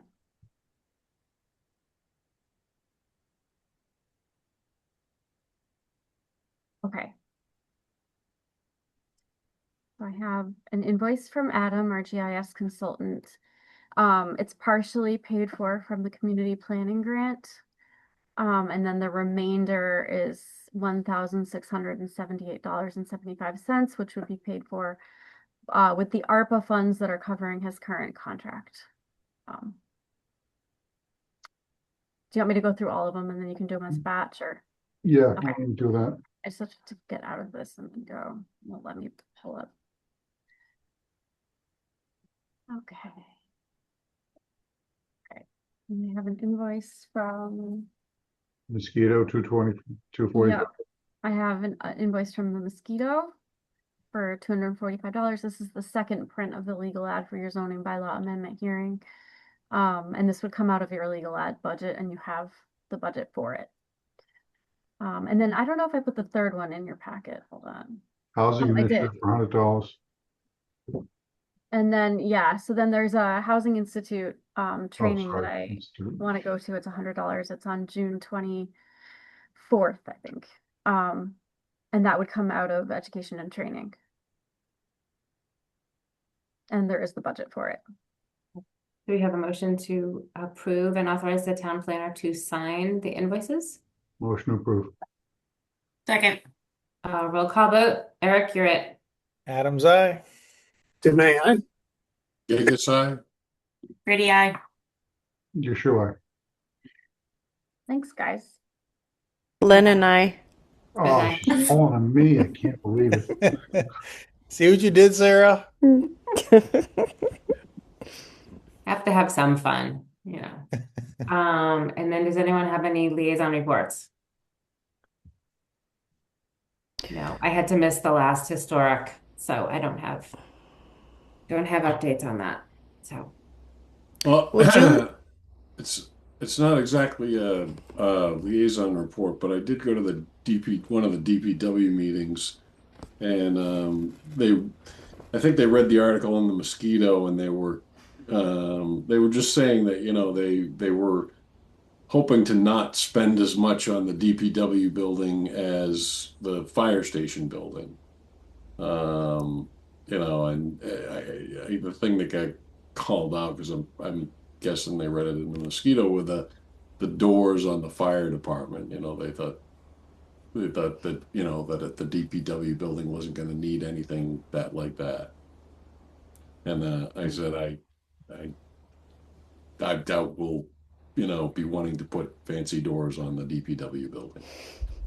It's not exactly a public-facing building. mm-hmm. Very different location, yeah. Julie, have you been able to you've been invited to the meetings, right? The building committee meetings? I'm working on it. Okay. I showed up at the one today. Okay, Um, thank you. as a reminder to people that I exist. And they were interviewing the different firms today. I couldn't stay for the whole time because I had a meeting partway through that I had to go to. But I did just kind of listen in. They're trying to pick an architecture firm to do the design. Did I see So, that there's a request for like $1.7 million for soft costs for yeah. initial design fees? That's Yep. a lot. What? Yeah, That's what they paid for the fire station, isn't it? that's huge. That seems very strange. Yes. A huge number. Oh my goodness. That I was kind of shocked when I saw that. Who Yeah. generated that number? That's a good question. I don't know. I'm like literally just trying to catch up to the process. It's a utilitarian building for the most part, you know, with locker rooms and an office, I assume, and the rest of it's garage space, for lack of a better word, but shouldn't be anywhere near the cost of the fire department with all the needs that they have for special equipment and such. And I don't think there are any special site considerations. No, it's There was And do they need to something expand or just modernize? they need like a whole new building. Yeah, There was something today about the site costs being almost basically half of the total cost, just because there's so much wetlands and it's pretty tight. Not a lot of architecture in that aspect of it, right? Unless that includes engineering and like other like civil and Yeah, whatever. if it's civil too. But still, I mean, That's still a really high. it's still a really high Yeah. number. Yeah. There's probably information about it on the website. I'm just seeing if I can find it quickly for you guys. I'm sure they've got some detail behind. Yeah. So do you guys know about the upcoming town meeting site with all like the videos and stuff, right? Yep. Okay. There's some information on there. Tara's shaking her head. No. Say it again. I do now. There you go. I made videos for the zoning bylaw amendment, for the Bog House, for the Proctor Road cell tower. Wow. It's a fun time. Yeah. So take a look at that and let me know if you still have questions. I need to look at it too and like make sure I Yeah. understand what's Great. going No, on. thank you. Yeah, so I hope to start to be included and not have to figure it out for myself. So that's the goal. We'll get there. No, Thank so you. I'm looking at the thing, and it's saying, you know, it's really comparable to the cost of the fire station, the projected 15 million in total costs. What? It's on the town website. Huh. Yeah. Well, not to exceed the exceed a projected 15 million in total costs.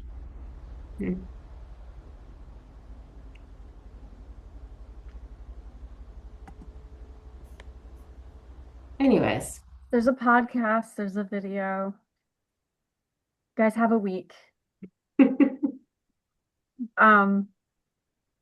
Yeah, and then Stacy and I were at the Magic meeting last Tuesday, and they mentioned this kind of pilot study that they're doing to study water infrastructure concerns with the increase in like basically challenges with water infrastructure in the creation of housing, and they're doing it in the Magic subregion of MAPC, which includes like a lot of towns, 13 towns, I think, in this area. So I attended a focus group last Thursday, and it was mostly towns that totally have public infrastructure or have some public infrastructure, but there were a couple other towns like Carlisle, like Boxborough, for example, that rely entirely on private well. And so it was really interesting just to hear the different challenges that town water departments are facing. It's not just the private well groundwater uncertainty issue. I have some like more detailed notes at the office I can share if you guys are, but they had a bunch of prompts and questions, and I mostly listened, but then I chimed in when it was like something that was relevant to me. So it was good. Great. Yeah.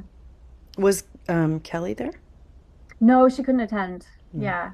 But I had sent it to the Board of Health or to staff originally, and then found out they couldn't attend, and then I attended instead. So Got it. Thank you for doing that. yeah, that was interesting. And it was a lot of like water department people, some of whom I know from working in other communities, and then also planners. So it's a good mix. Yeah. Great. Okay, well, I think that's it. Just a reminder, town meeting is next Monday. And I will see any of you there that are planning to attend. So, I'll be there. Okay. Don't forget, everybody. Thank you, Sarah. You're welcome. All right. Thanks, Thank everyone. you, everybody. Have a good night. Good night. Oh, hold on. Do we need a motion? We need a motion to adjourn. Motion to adjourn. Second. Good. Okay. Good night now. Bye. Bye.